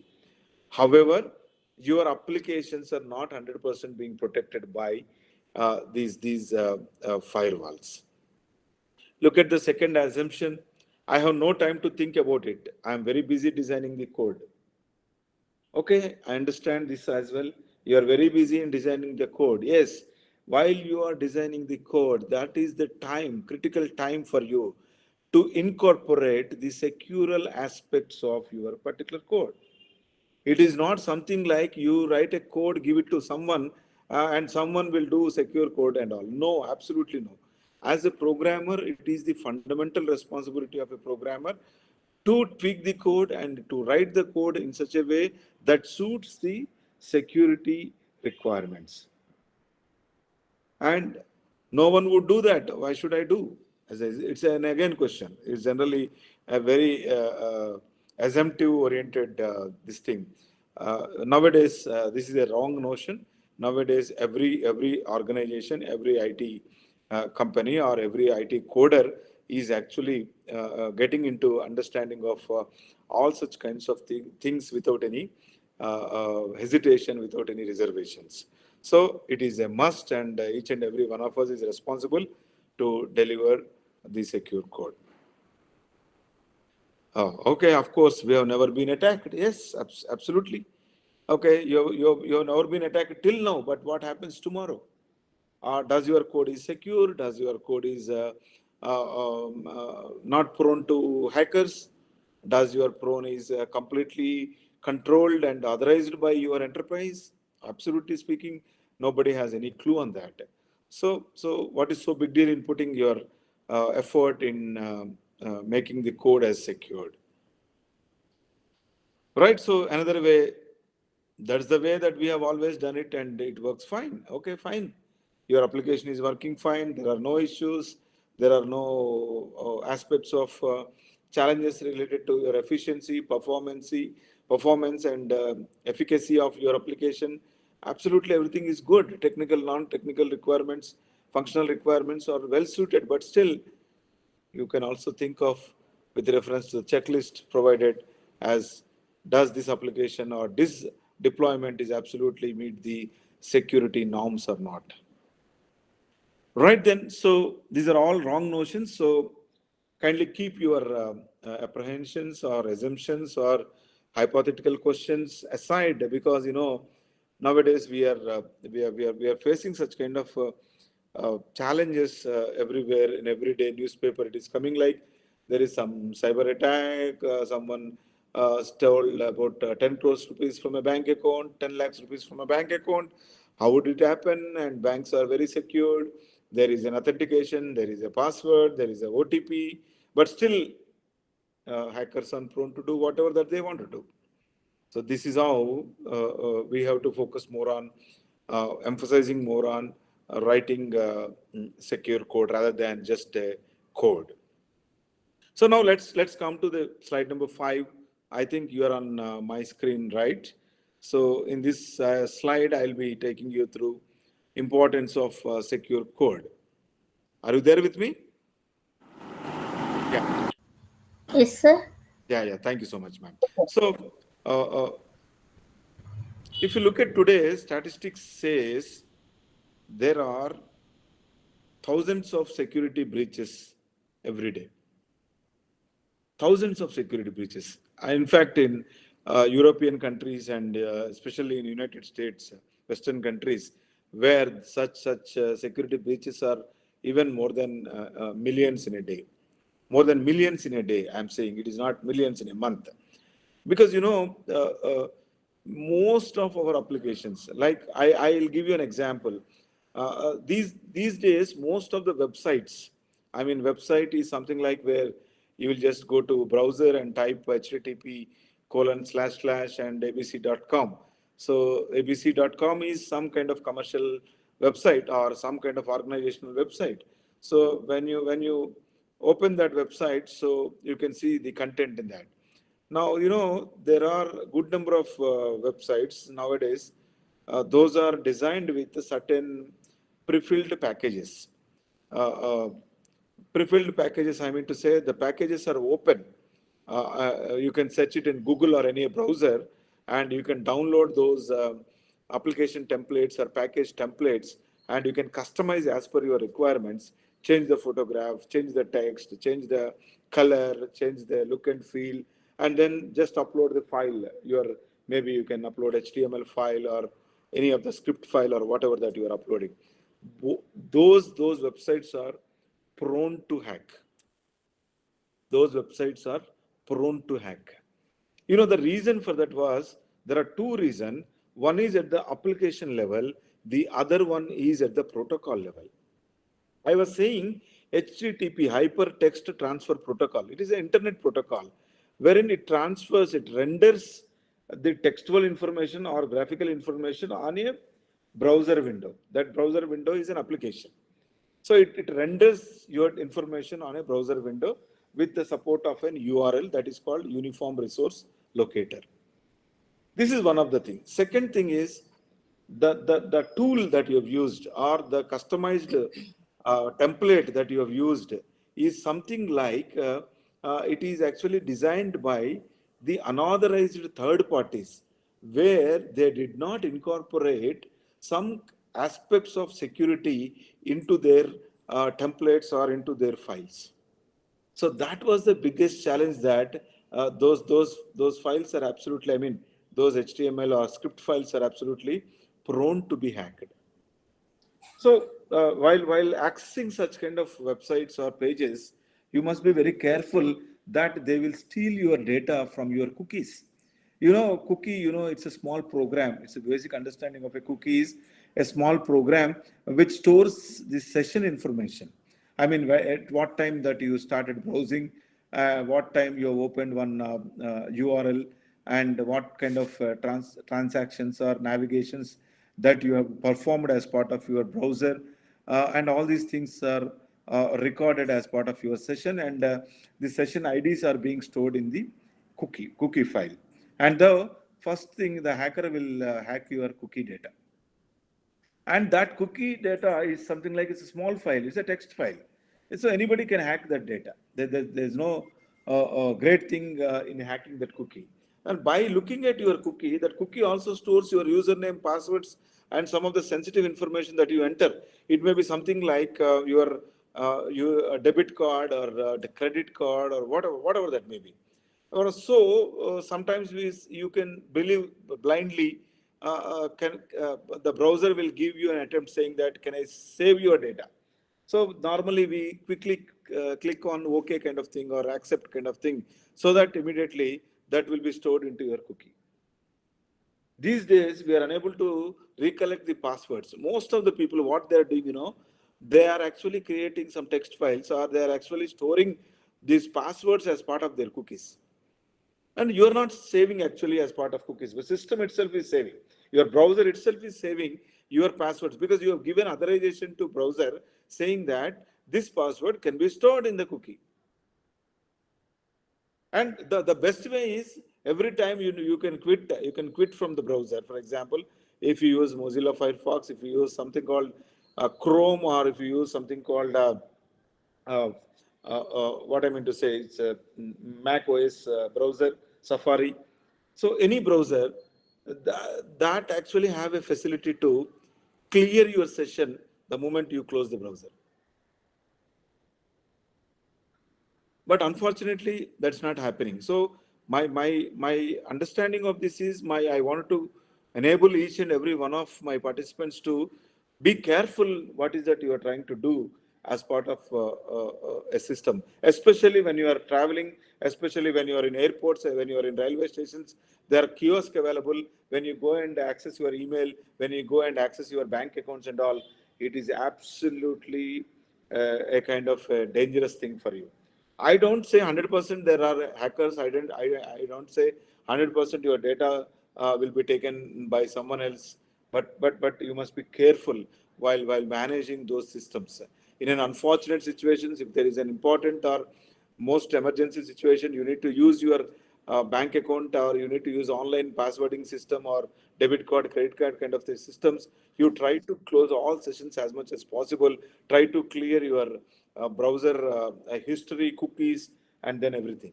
And then you can leave that place. Otherwise, it is supposed to be hacked. It is supposed to be vulnerable with reference to your transactions. This is what I was trying to say. So what are the impacts of the insecure code, the data breach? People will lose the trust, and it impacts on the revenue, and also the compliance issues with reference to the government or any apex bodies, or any private organizations. Compliance violations also will be actually at stake. Right. So once you start implementing some of the practices, best practices, I think at least you can minimize some of the vulnerabilities that would not touch your applications or your data. Right. So I'll just move on to my next slide, slide number 6. So general mindset of people is, this is correct only, but it's a recap of my session. Secure code is something like quality. Secure code is something like it's more code. Absolutely correct. It's more code, but the only thing is that we are getting most secure aspect of our systems and data. Secure code is less and easier to maintenance. Absolutely, it is very easy to maintenance, because it is not that great more than that of a code that what we write. It is only addition of some portions of, or tweaking of some lines of code, that generally whatever that we write as part of our normal coding practices. Right. So this is something like the software development life cycle. In addition to whatever that we do as part of software development life cycle, might be you might have come across various software development life cycles. It may be linear sequential model, or you can call it as waterfall model, or it may be an incremental model, it may be a spiral model, it may be something like a rapid application development model, or Azure model, or whatever the model that you have come across. But for understanding of each and every one, I've just taken up something called this is the deployment life cycle model, development life cycle model for secure software. It really starts from the requirements, and then analysis, and then design, and then coding, and testing, implementation, and then deployment. Right? These are the different phases of software development life cycle. In general, the exact procedure of secure coding will begin in the requirements itself. In the requirements, people will capture, I mean, the analyst, the requirement analyst will identify coding requirements in addition to that of functional requirements and non-functional requirement. And now the additional load on these analysts is something like they can add, they can incorporate the requirements pertaining to certain secural aspects of your application. Right? So for example, I said like my file can be accessed. I have this presentation with me. Now I am challenging the participants of this program. They can hack my laptop or my device and then just take out of my file. Maybe you can scramble it or you can destroy it. Whatever that you want to do, just do it. So this is the purpose. This is the challenge that I am putting in front of you. Now, if this is the challenge, this will be taken as a requirement. Of course, they don't do code there. They don't really have some kind of understanding about it, but they will record it as part of software requirement specification document. So this SRS document, software requirement specification document, it includes the secural aspects of your application. So that means the analyst anticipates, I mean, forecast what kind of secural vulnerabilities may encounter as part of this application execution, maybe while implementing this application, what kind of things that we can enforce. Nowadays, it's a very biggest challenge. I wanted to give you a beautiful example. Nowadays, there is something called every website that you are entering into, or every, I mean, portal, web portal that you are entering into, will be verified by something like whether you are human or not. So that kind of question that is being asked in most of the web applications today. So that means that the application robots, I mean, a person, for example, one of you, Dr. Sasikala, has produced one robot. A robot is not a physical robot, it's an application robot. So it is deployed in one or the other web application systems. Right, so it goes to one site. It goes to one site called abc.com, and all the time the whole resources of that particular website is being taken by this robot application. So that means there is an issue of bandwidth that is being created. Of course, bandwidth is not the issue of your secure code. Bandwidth is something like which is a non-functional requirement, wherein internet connectivity or network connectivity issues corresponding to too many users are attacking on this particular device server, and then the server resources are being actually held with some other process. And when some other process are holding on this particular resource, then no new user or no new process will enter into this to get the required information. So that is how they set up some kind of thing called it will check whether you are a human or not. Otherwise, in some of the applications, they'll show you identify the bridges in this particular eight imaged image, or identify roads in this particular 10 imaged image, or identify writing tools in this 6 imaged image. That means human beings are the intellectual enough to select those images, and then they are allowed inside this particular application. This is a beautiful example for vulnerability. So without having my information, without having any knowledge of mine, my application is being attacked by the robots. Again, I'm saying it is not a physical robot. It is a small application, automated application. Have you seen this automatic coding kind of thing? Or these days, the coders are not required. Code is automatically being generated by your automated systems like your robots, and they are writing the code. Your chat GPT is writing the code. Most of the people are not required, and it is only writing, it is only deploying, it is only executing. So that means those robots are attacking on those websites, and they are killing entire resource application, entire resource of that particular application. So this is one of the biggest challenge. Now, how do we prevent certain things? So one can write the code, one can write the demonstration as part of a requirement specification document. In that, they can mention saying that, so it must be verified thoroughly before entering a user into the site. And how do you enter? How do you verify? How do you verify means it's, I will check with reference to whether you are a human being or not. If you are a human being, then only I will allow you. So I wanted to check your humanity. How do I check whether you are a human being or not? There are certain logic issues behind it, and everyone posts their own thing. Someone scans your data. Someone scans your data the moment you type your keyboard actions. From the keyboard actions, this is one of the beautiful example. It is happening in the current day technology. The moment you type some keys on the keyboard, so the keys represent whether this key is being pressed by a human being or a machine. How do we verify? That is a beautiful code. So that is where the security comes into the picture.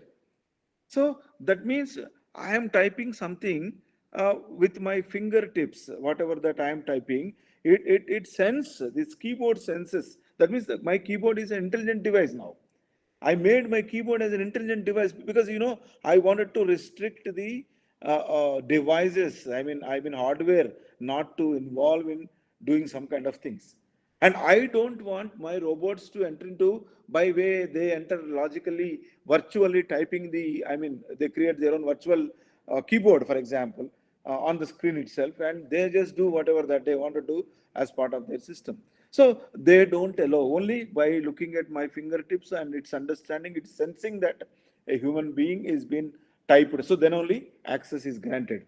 When it comes from virtual keyboard, no access will be given. So this is one of the beautiful example for the secure code that I want. Nowadays, it is actually happening is that. So in the industry is focusing more on, it is not only to protect your application by writing the code, but also to prevent users. Prevent users, or users means human beings or machines. Today, people are talking about machine learning. People are talking about artificial intelligence. Our intelligence has gone out. Only artificial is only coming into picture. Machine learning is actually learning everything. A machine is learning everything from us. And we trained a machine to do like this.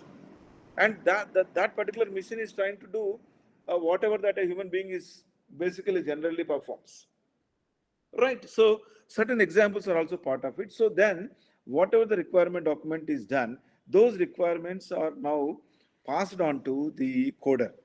So while writing the code, the coder starts looking at the requirements which are written as part of SRS document, software requirement specification document, and start working on that. This is how my point of concern is what I did, what to do. The what to do indicates that take the document, take the Bible of or Gita of your software requirement specification document, and then look at what is it mentioned. So this means that this application is prone to this kind of vulnerability. Yes, I understand. Now, how should I do that? Now I know that these are all identified. These are all the problems listed by my analyst, my requirement analyst. Now, what should I do?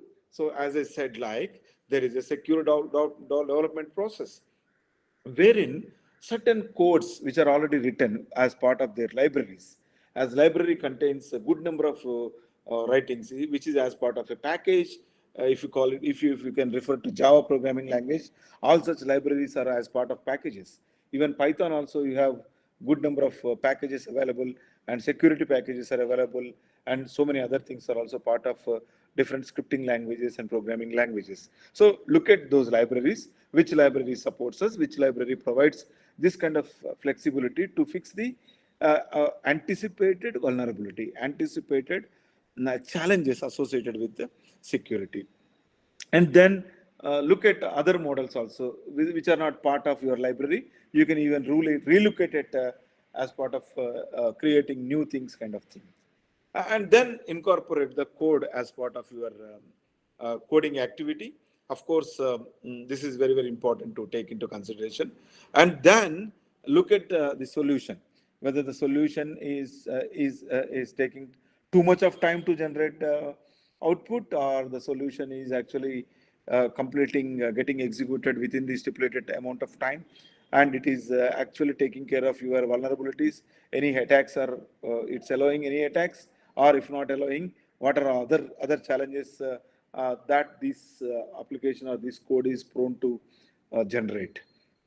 And then implementation part, where you can test your solution by integrating all the modules of your, software application which is developed by you and your team members, and then you can really do it as part of this thing. So the correlation is something like what I'm trying to say: from your software development life cycle to the secure software development life cycle, there is only thing is like you are tweaking the procedure, you are tweaking the process. In the first step, requirement analysis, you are tweaking a SRS document by adding security requirements.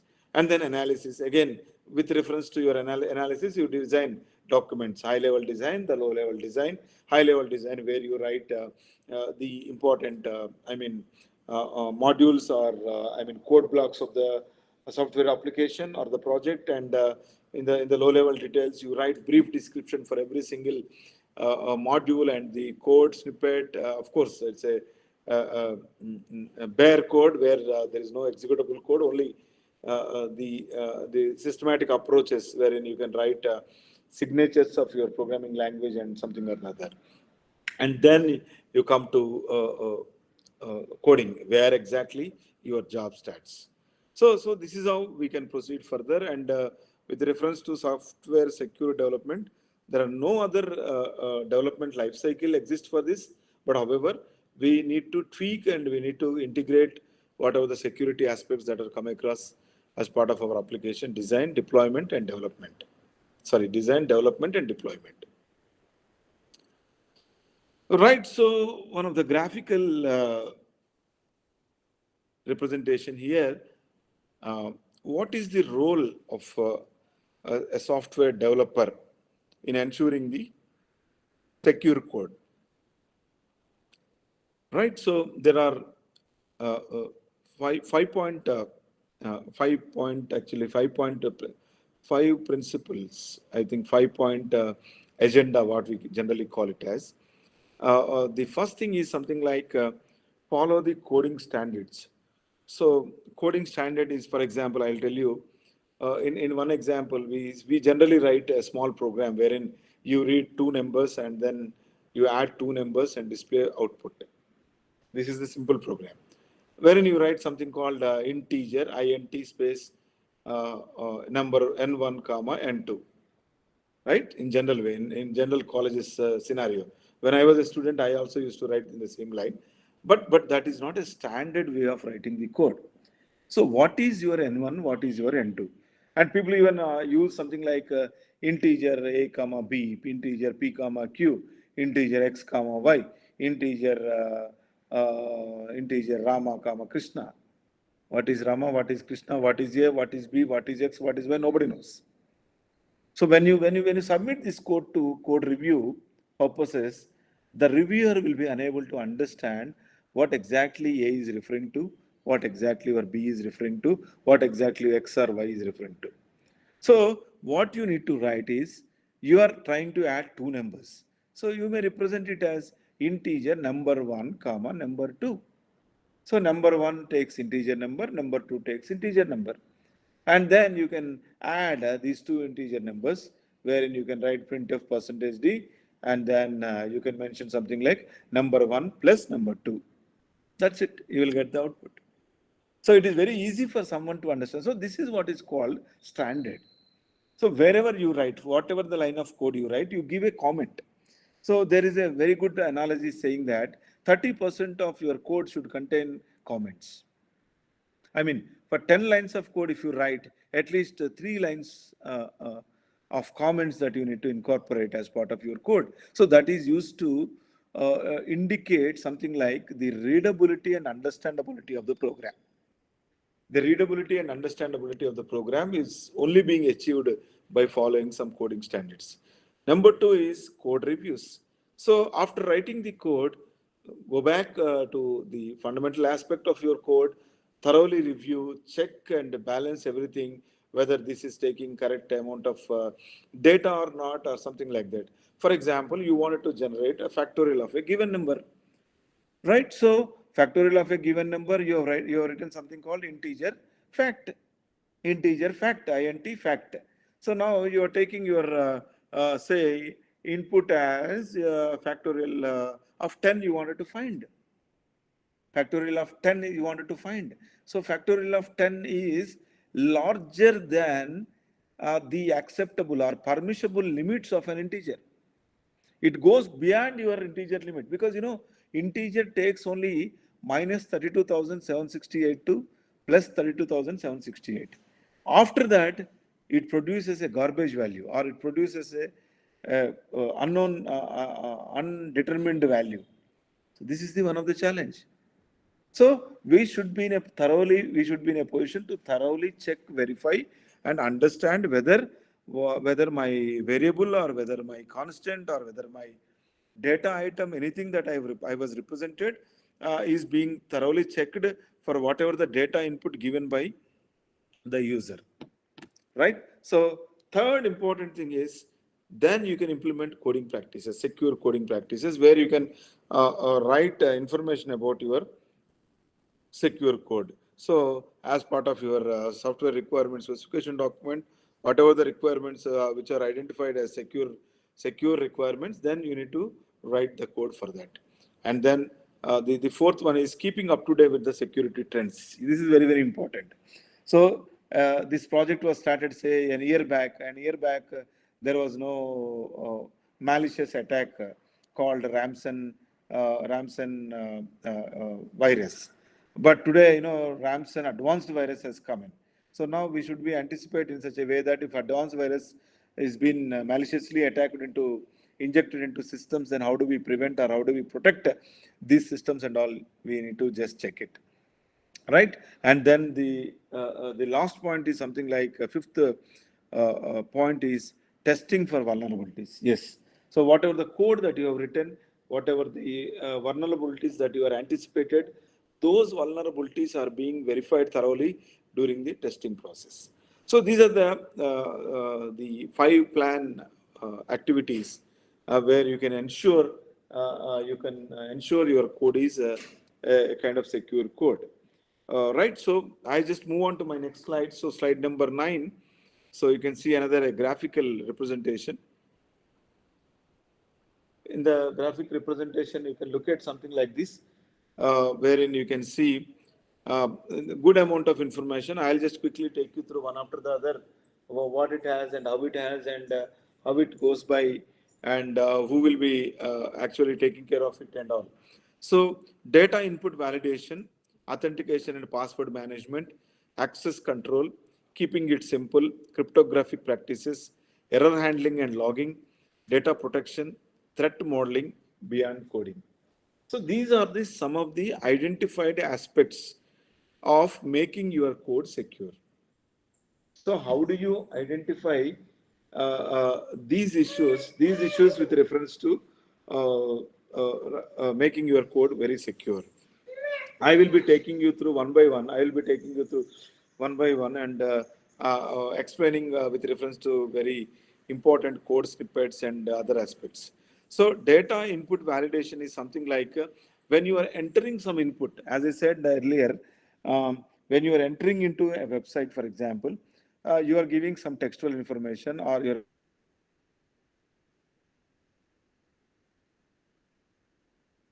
giving some graphical information to make yourself as identifying as a human being. What information is coming into this particular system, and what is that you need to validate?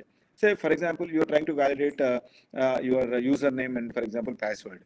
So how do you validate username and password?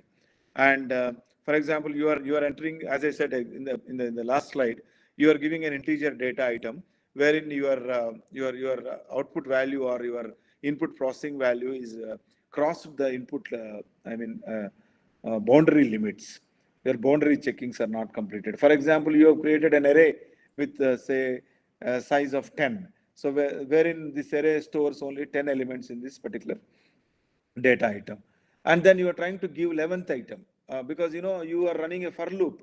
You are running a for loop for 10 to 1 to 15 times, and up to 10 elements this will be stored in the data item called your array. Where will be the 11th item will be stored? 12, 13, 14, 15 items will be stored. So this is the one of the example for data input validation. Moving on to next quickly, authentication and password management. So as I said, like you keep on saving your passwords in one or the other cookie or one or the other automated, retrieval kind of forms, wherein that leads to dangerous, because if it is your own computer, absolutely it is secured at one point or the other, but it is a shared computer. It is something called the device is shared. Absolutely, it is dangerous. So it is prone to leak your data, your confidential data. It includes passwords, it includes usernames, it includes bank accounts. Your secure data is being actually leaked to the intruders or hackers. Access control. This is where how do you control the access to your application? As people are generally saying that we create username and password. Nowadays, it is not sufficient to only have username and password, because I can copy your username, I can copy paste your username and password from one of the other source, and then I can get the things done from my own. So wherein you incorporate the OTP system, one time password, you can incorporate OTP with either email, both email as well as mobile phone, or your whatever the device that you have. So where you can secure the controlling. And the other way around, keeping it simple is something like whatever that you try to write, it must be very simple, easy to understand, easy to modify, easy to update, and so and so. And the next one is cryptographic practices, like follow some kind of encryption, decryption, using different algorithms, advanced encryption algorithm, advanced decryption algorithm. Okay, so 256 bit or the more bit of information that can be taken up as part of your cryptography practices. And then error handling and logging. This is an example. In general, we don't really monitor our applications or programs with reference to exception handling, wherein exception handling is part of your Java programming language. However, we just write simple try catch black, and we just leave it. We something write stack trace, so that automatically error will be displaying on its own and all. That is the best practice. Otherwise, your error will be displayed. Your error has line number 29. Line number 29, there is an error, and this leads to some data item error. Description is giving you the accurate information of your error. So that is also prone to hack. With that error, people may track and hack your applications and inject malicious code into it. And data protection is very, very important nowadays. Your databases, your files, or your key loggers are nowadays are been applications of blockchain technology, wherein you can store your password securely without disclosing it to anybody or any third party, or the hackers or the intruders. So there are different mechanisms to protect your data that probably we'll discuss in the next slide.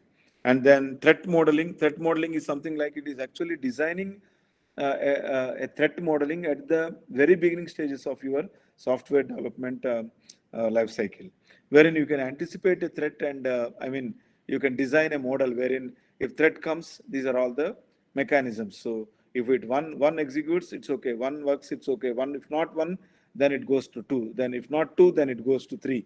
If not three, then it goes to four. Something like that. An infinite a number of iterations that it should go and check and check and check. So that is where the system can be protected from the various threats. So there are certain things where beyond coding is also there. Beyond coding is something like hardware level access restriction and operating system level access restrictions. These are also part of making the application secure. But anyways, these last two items, I am not really looking into it as part of this 2 days presentation, and I will focusing on 5 to 6 very, very important aspect, whatever that I have covered as part of this presentation. Right. So this slide talks about, so I'm dot on slide number 10, tools for secure coding. There are good number of tools that are available, but unfortunately, good number of tools are proprietary tools, and they're on subscriber basis. You need to subscribe if you want to use those tools. Static analysis tools, dependency scanners, penetration testing. Because penetration testing is something like that. You are testing your code for security. So burp suit is one of the uh, uh, uh, most suited tool for penetration testing. But otherwise, these scanners and all, they will check for vulnerabilities. And SNCC is one of the most used. However, there are very few open source tools are also available. Some of them will give you 15 days trial versions or 40-day trial versions. Some of them will give you as long as you can use and all. So these are the tools that we can have. But anyways, our focus is not on these kind of tool bases. Our focus is on how do we write, how do we develop secure code as part of our application design, development, and deployment. Right, so that graphical representation is, again, I just wanted to put forth as part of the verbose text, wherein you can see what kind of things that we can discuss as part of our session. So these are all, again, the repeated versions. So pardon me for the repeated, but only thing is I want you to understand very, very importantly, what are that, how is that we can do as part of our enforcing our code into a secure code. Right, so I just quickly move on to the next slide. Okay, small quiz, little quiz for you. So I think many of you are aware of this answer. The question is something like this. What is a dangerous HTML tag that you come across? HTML is something like hypertext markup language. So I think you might have come across HTML tag. So I think I'll give you 10 seconds of time. You can post your answers in the chat window.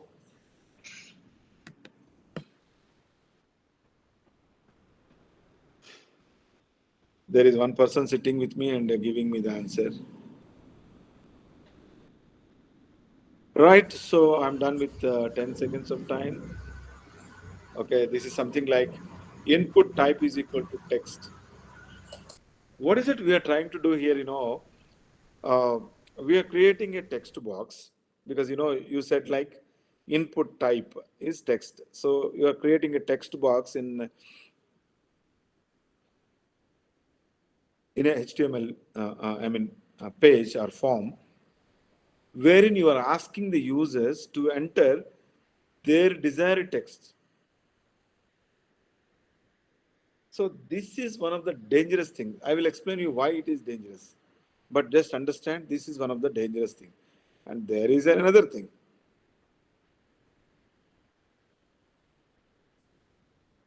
What is the most dangerous control in a rich client form? This client form is something like it is actually connecting to database or connecting to multiple applications or multiple programs. It may be web applications or web programs. So what is that you feel like one of the dangerous control as part of a form? A form is something like we need to key in the details, and once you click on submit or save, automatically it saves the data into where exactly the data source is. It may be a database, it may be a file, it may be any other repository. Right, again text box. Again the answer is text box. The text box is an area where it takes more than your text input, but it takes, I think, around say 200 to 500 words kind of thing. You can write anything, everything, and whatever that you want to put it as part of your idea, you can put it in the text box. Whereas in the input type is equal text, where you type very limited characters of a text. So these are the two dangerous things. So I'll take you through an example wherein how do we say these are dangerous tools. Right, so now I think I entered into the original example and a demonstration topics. So I think I'm done about an hour now. So I will probably ask any questions that you have, so that it will be easy for me to go and navigate to the next level.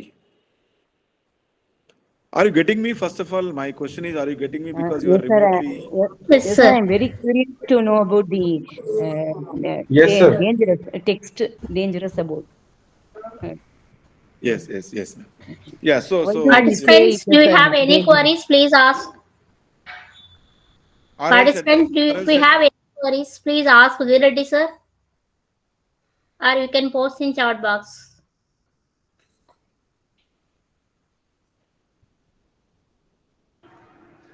Sir, good evening, sir. Yeah, please, sir. Sir, BurbSuite is for vulnerability detection tool, right? Framework. Hmm. So then, sir, is there any correction? Is there any corrective framework that means it is used for finding the vulnerabilities only?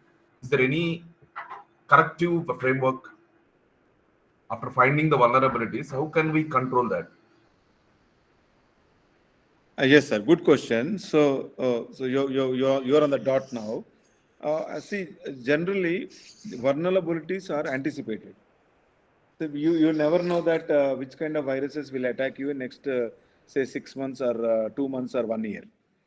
In such situations, what generally we come across, we will take care of that. Threat modeling is what the topic that I was conveyed in couple of my slides. We will create a threat model. Generally, we don't take care every single vulnerability that attacks us, that encounters us. We will create a threat model. That threat model includes what are all the anticipating vulnerabilities.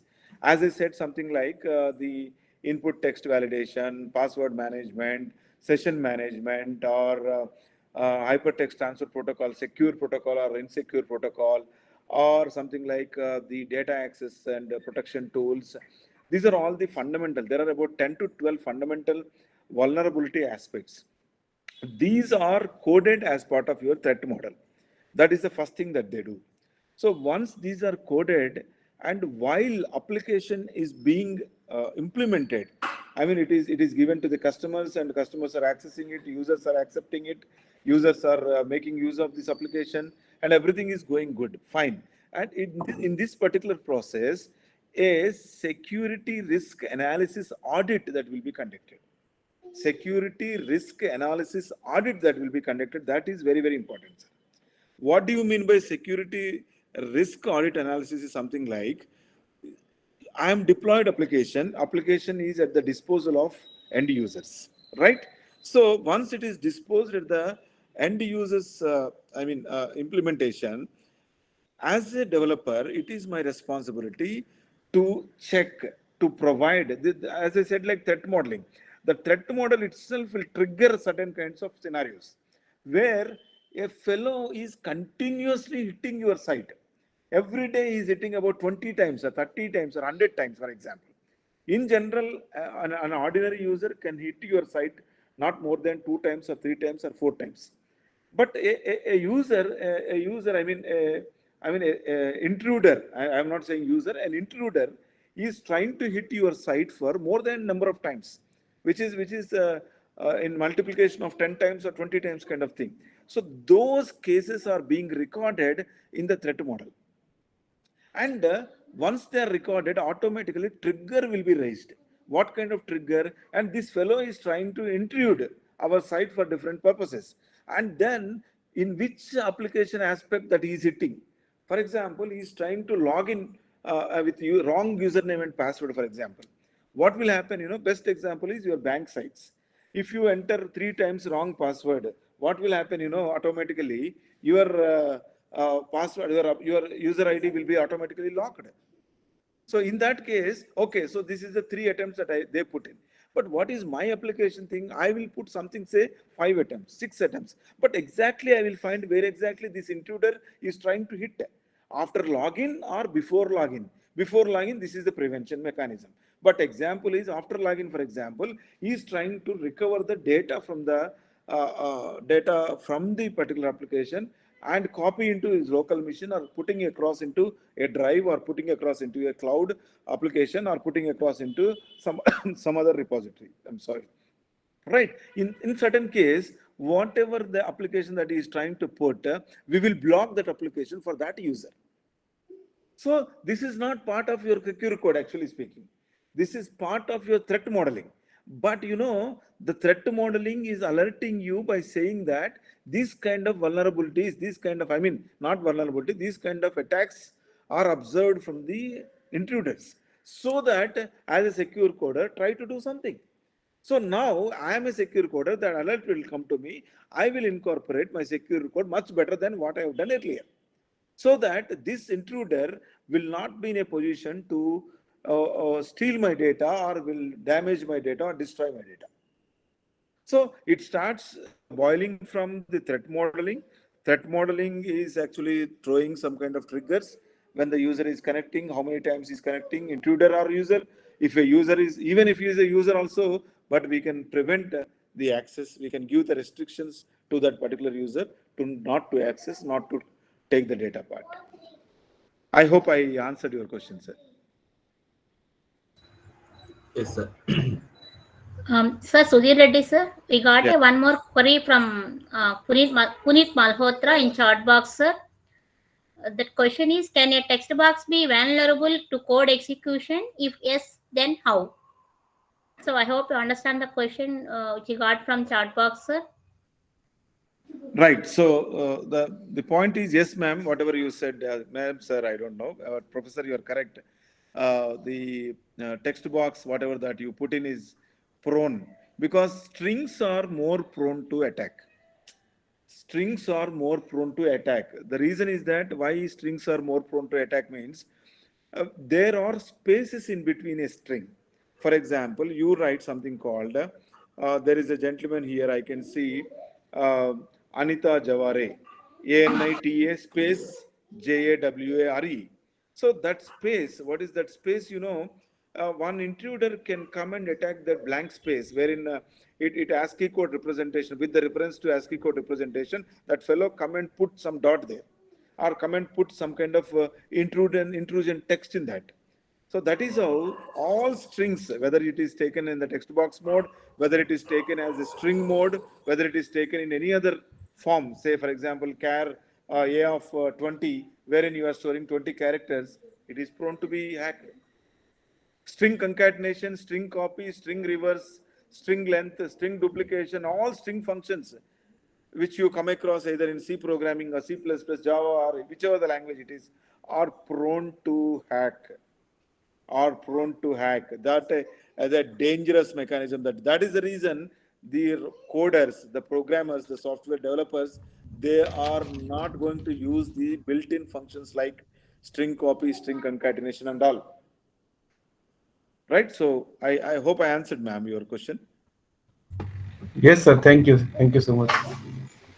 So I'll be back to my presentation again. So I just share my screen and all. Ma'am, can you see my screen? Not yet, sir. Yes, sir. Now it is Yes, sir. okay, Yes, sir. sir. Clear, sir. Yes, sir. Yeah, sure. Thank you, ma'am. Right. So I'll give you 10 minutes or 15 minutes at the end of my session for a good number of questions. I'm very happy that I'm making you very active at this point of time. I'm very happy for your response. Thrilled to interact with people like you. It's a great thing for me. Yes. A pleasure for being part of this program. Yeah. Now, let me take you through a few of the examples. Pardon me, there are certain restrictions for me because it is unfortunately planned as an online FDP program. So I can only demonstrate, but I cannot take you or make you to, implement the code as part of your hands-on sessions and all. But however, I try my level best that I put forth the good examples with reference to good sample codes. Right. So this is one of the best and beautiful example which talks about the security aspect of your application. In general, for all of your understanding, I'll probably take 2 minutes of your time to explain you what are all the different protocols that we have that renders our information, whether it is textual or graphical information on the web internet. So there is a protocol called Hypertext Transfer Protocol, which we probably refer it to as HTTP. There is another version of your HTTP protocol. It is what is something called Hypertext Transfer Protocol Secure. It is HTTPS. It is HTTPS. Right. So, what does this HTTP and what does this HTTPS? So, the secure headers that will be provided as part of HTTPS protocol. So, when you write some code, something like that, HTTPS : and then name of the organization.com or .in or .gov.in and so on. So wherein you will be in a position to provide an encrypted information from the client to the server. So when you are accessing the content from the server, because you are hitting something on the URL bar where you are writing something called HTTPS : then abc.com. So it is a secure channel. You are accessing that particular website or that particular domain. So then it goes to the server. It asks the server, give me the data in an encrypted manner. Give me the data in an encrypted manner. This URL requests that.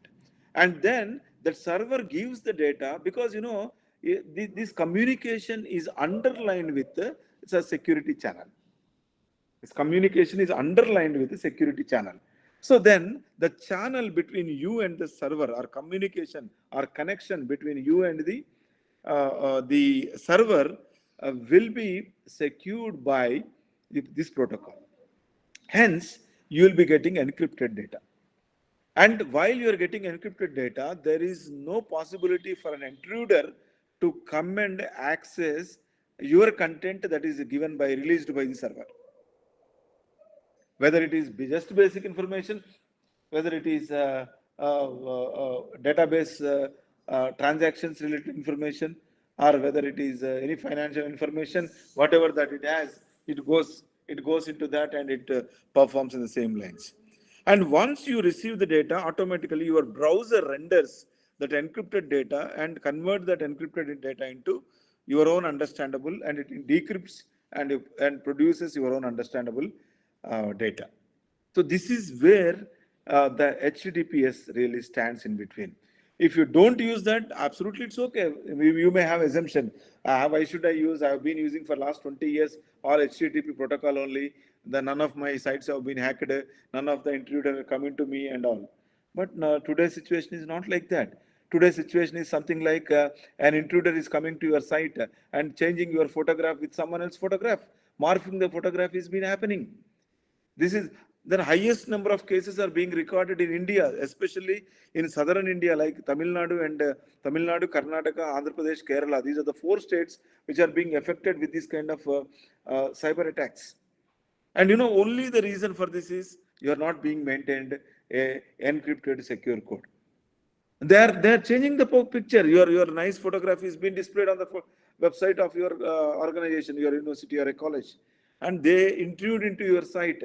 They change the photograph, or for the part your face will remain as it is, and the remaining body will be changed with another photograph. So this is how morphing will be done. So that is how decryption encryption process is playing a very, very important role here. Without your knowledge, your security, the security protocol itself will take care of that particular thing. So there are certificates for HTTPS, right? So there are 2 categories of certificates: SSL certificate and then TLS certificate, and these are the certificates generally provided by certificate agencies. We call them as CS. Certificate agency is the one which provides the secure certificate for your applications or portal kind of thing, right? So this is one of the example. Now here you can see the code what is written. Very simple code. There is not 100 lines of code we are managing. It is very simple. On the header, on your HTTP, HTML header, you just need to write something called response.set header strict transport security. Strict transport security. This is what is the name of the, the layer. And then, so you can mention the maximum life of this particular security. And you can also mentioning something called which are any associated subdomains part of your main domain. It is also being included as part of your security layer. So just one line of code that solves your problem. And certificates, there are free certificates are also available. So SSL free is another example. You just browse through SSL free certificate. So you will be in a position to access that particular web page and then sign up with your user credentials or Gmail credentials, and then you can download your certificate and implement it as part of your own or personal or any official websites. But this gives very limited age and limited duration for your thing. But however, it doesn't cost much. I think hardly it costs you $5,000 to $6,000 in Indian rupees for 1 year subscription to such kind of HTTPS, secure certificates. So this is the first and foremost important thing that we can do. Without doing it, whatever the code that you write is absolutely of no use. And second important thing is, generally we write code, right? So we write code, and if there are any, programmatical errors, so what generally happens, that error will be displayed generated by the system. We don't take care of it. For example, we don't incorporate exception handling mechanism. So then probably what we do, and the error code, something is like SQL syntax error, line number 23 in the database, gone. So you are telling that this is my database name, this is my table name, this is my field information, and also I am giving you line number 23, there is an error. Yes, intruder will attack to the 23 line. Because your query is being exposed to the public. Your query is being exposed to public because, this error is being produced by whom? Your Oracle database or your Sybase or your any other database that you have used, SQL and other databases. Right? So instead that we can handle such kind of errors in such a way that that error description should come from our secure coding mechanism. So when we check that possibility of that kind of error, then we will write stack trace, stack trace kind of thing, that kind of function in Java, for example, for reference, it is automatically gives an unexpected issue occurred. Please try again later. So this is where the error is being restricted. The exception is being restricted. The message is being restricted. We are not disclosing everything to outside. So keep everything with you is what is, keep it simple and keep it understanding and keep it most confidential and secure with you only. So this is the another small thing that probably you can do, and this can be incorporated very easily by incorporating exception handling mechanism in your code, wherein you write try block, where you can anticipate an exception in that, and then you can write a catch block where you try to catch hold of that particular exception that was raised by try block. And for example, if it is not raised by the try block, and if you want to have it another mechanism, right? You can catch by using your own way of defining your user-defined exception and give a stack trace kind of error description. So this is the second example. Right. So moving on to the slide number 16, I think I'll take another couple of slides today, and then I will leave it to questions and answers. Right. So what are the memory related vulnerabilities? So it is very fundamental. In fact, you may surprise that this program is for cyber security, wherein secure coding is actually supposed to be covered as part of cyber security or digital forensics or digital forgeries or so and so. But this is the fundamental notion for getting vulnerabilities, whether it is secure systems or unsecure system. Right. So the important point I'm trying to put forth here, it is basically related to memory management aspects. Memory management in simple is buffer management. In simple is the amount of memory allocated for a data item. I mean to say data item is something like character, integer, float, or any other damn data type that you can use. So instead of using data type, I'm using data item. So please don't pardon me and understand this. So any data item, there is some kind of memory that is being reserved. And if you are accessing that data item and reaching the out of bounds of that particular data item, that causes a leakage in your data. That causes a leakage in your data. That leakage is being handled by your intruder. Because, I'll give you an example. Because, this validation has not been conducted properly. What happens? You will be getting an error. And that error is being exposed to public.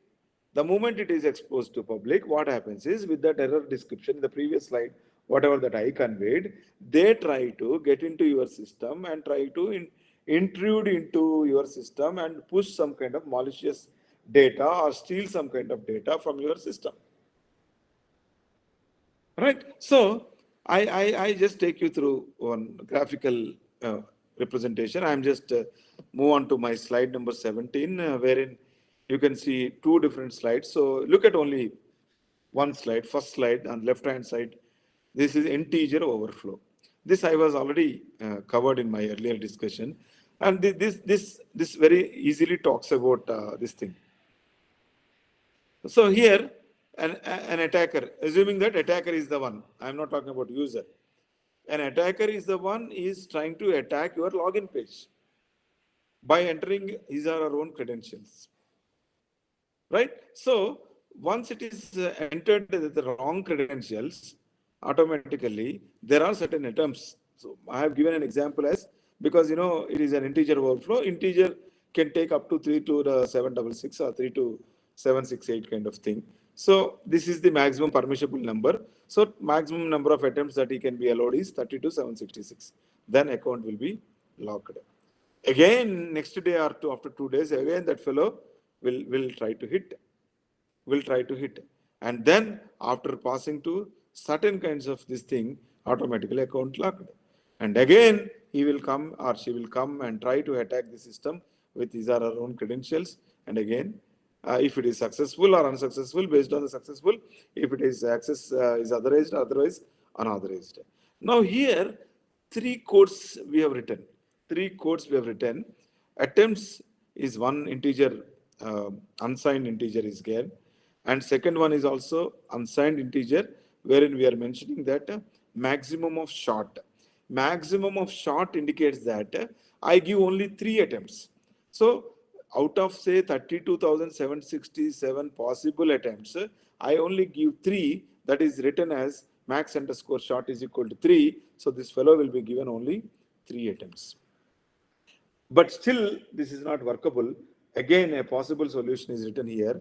Attempts is equals to minus 3 to 768 and within the bracket less than maximum underscore attempts.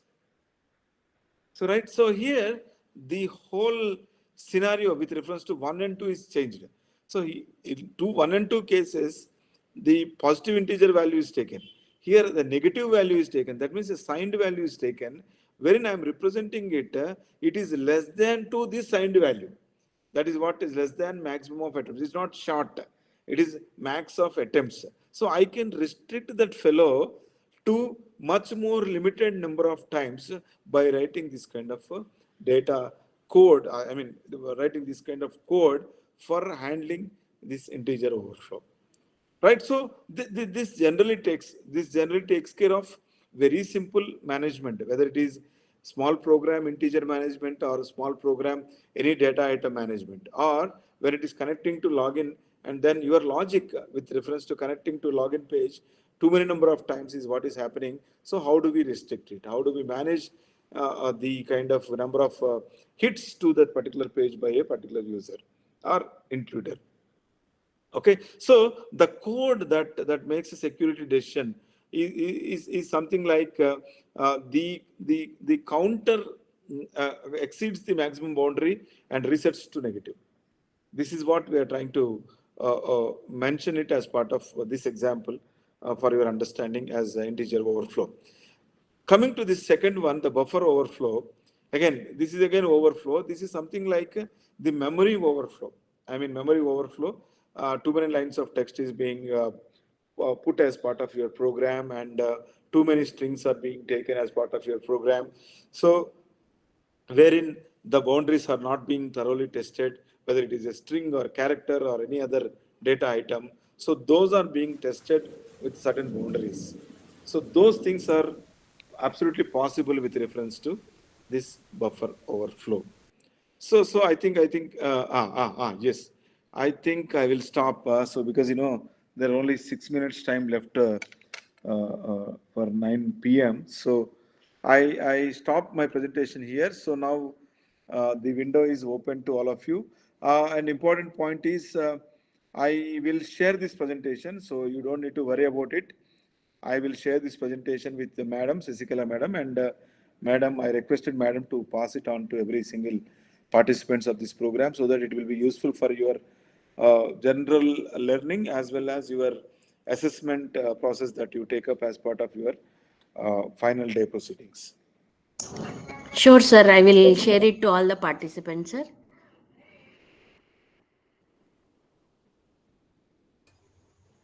Sir, dear participants, if you have any queries. Yeah, there is one query by Puneet Malhotra. Yes, Professor Puneet Malhotra, we have a good number of books on writing secure code. So Microsoft has published a couple of versions on writing secure code. I think that I will share that as part of my presentation also. There's a last slide that is included, the textbook name and all. Microsoft publisher, and title is Writing Secure Code. Of course, Amazon also, they have published a couple of books on the writing secure code, but not good number of these things. These are expensive books. These are actually international publishers. Generally, they charge more in terms of dollars and other things.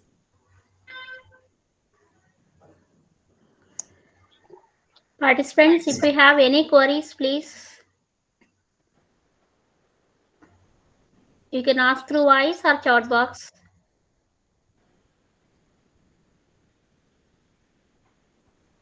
Soumya ma'am? Ma'am? If you, ma'am, okay, Salama. Soumya ma'am. Ma'am, I request all the participants to turn on video to take a photograph.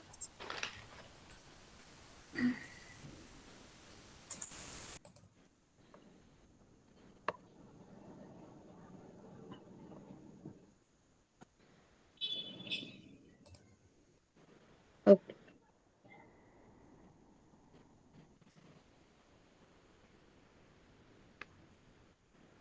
Okay.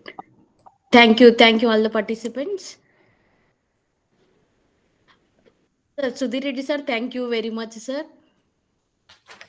On behalf of Srinivasa Ramanujan Institute of Technology and everyone present here, I express my heartfelt gratitude to you for delivering such a wonderful session on secure coding with us, sir. Thank you for taking the time to share your expertise and for inspiring us to prioritize the security in our coding practices. And we also look forward to have more opportunities to interact with you in the future, sir.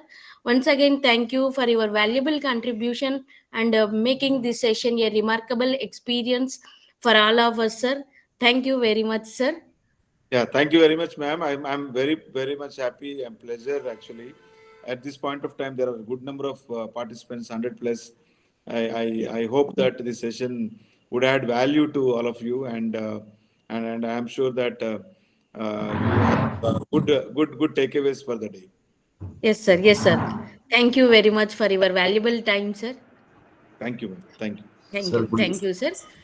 Sir, I have one. Participants at the Google form link is there. Feedback link is posted on Chatbox. Sir, Janardhan Reddy, sir, do you have any query, sir? Yes, madam. Yes, madam. Small query, madam. Okay, okay. Sudhir So, Reddy, sir? yes, go ahead. Sir. So Sudhir sir, actually, as of you said that string is vulnerable, right, sir? No, string is not vulnerable, but string prone to be vulnerable. Okay, sir. Sir, if we use alphanumeric code, sir, instead of string, that means our general characters. If you use alphanumeric, is it what happens, sir? Is it difficult for intruder? Is it difficult for hacker like that? Very good point, sir. I appreciate your point. See, any string that comes with characters, only characters I'm talking about. Any string that comes with only character will have, what I mean to say, the empty spaces, will have some kind of dots or special symbols that represents the ASCII direct ASCII code to the intruder. When you have come across with special symbols, as you said, like underscore or ampersand or same dollar or any other numeric, special symbol representation, it is okay, but not 100% prone to be, vulnerable. The reason is that the intruder, what generally they do, they cut the whole string into multiple parts. Wherever there is a space, they'll cut into multiple parts. Wherever there is a special symbol, they'll cut into multiple parts. They symbolically represent the string into different aspects. That is number one. Number two is once they split that string into multiple parts, now they can play with that data, whatever that you have given. For example, your name is some Janardhan space Reddy. So where there is space in between, so they cut Janardhan, they cut Reddy, and then they try to tweak this code. They try to put some kind of intrusion characters in between and make the string as more complicated string. So that is how the management of strings we should have to take in such a way that instead of writing hard coded thing, we shall pass through certain mechanisms like argument passing. So instead of writing something called char a of 20 is equals to double quotation Janardhan space Reddy double quotations double semicolon. This is the wrong way of hard coding. So when such hard codings are there, 100% it is prone to be vulnerable. Wherein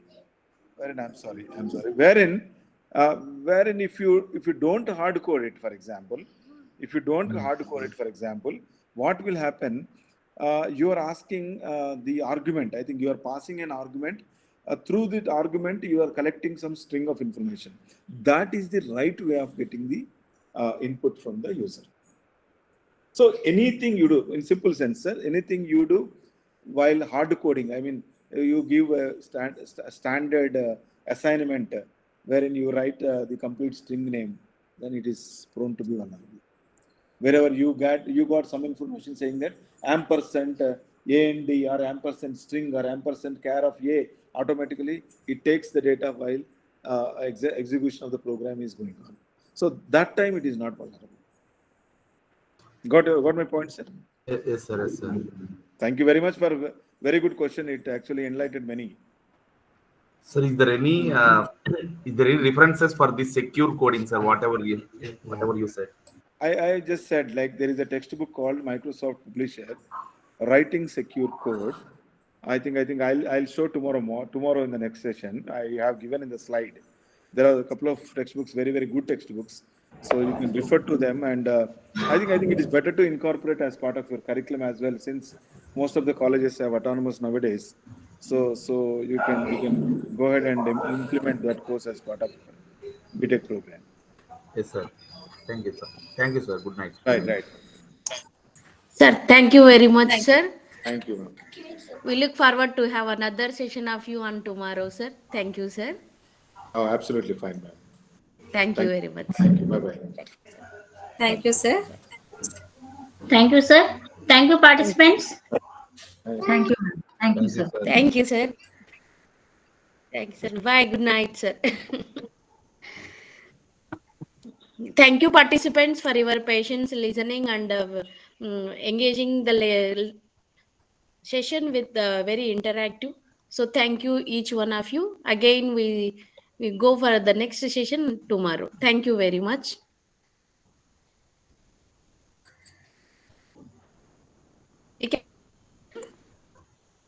Ma'am, Shall we close the session, ma'am?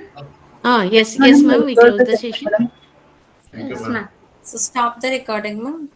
I will stop the recording. Thank you very much for everyone. Thank you, madam.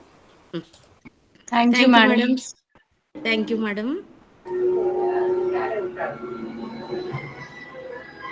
Oh.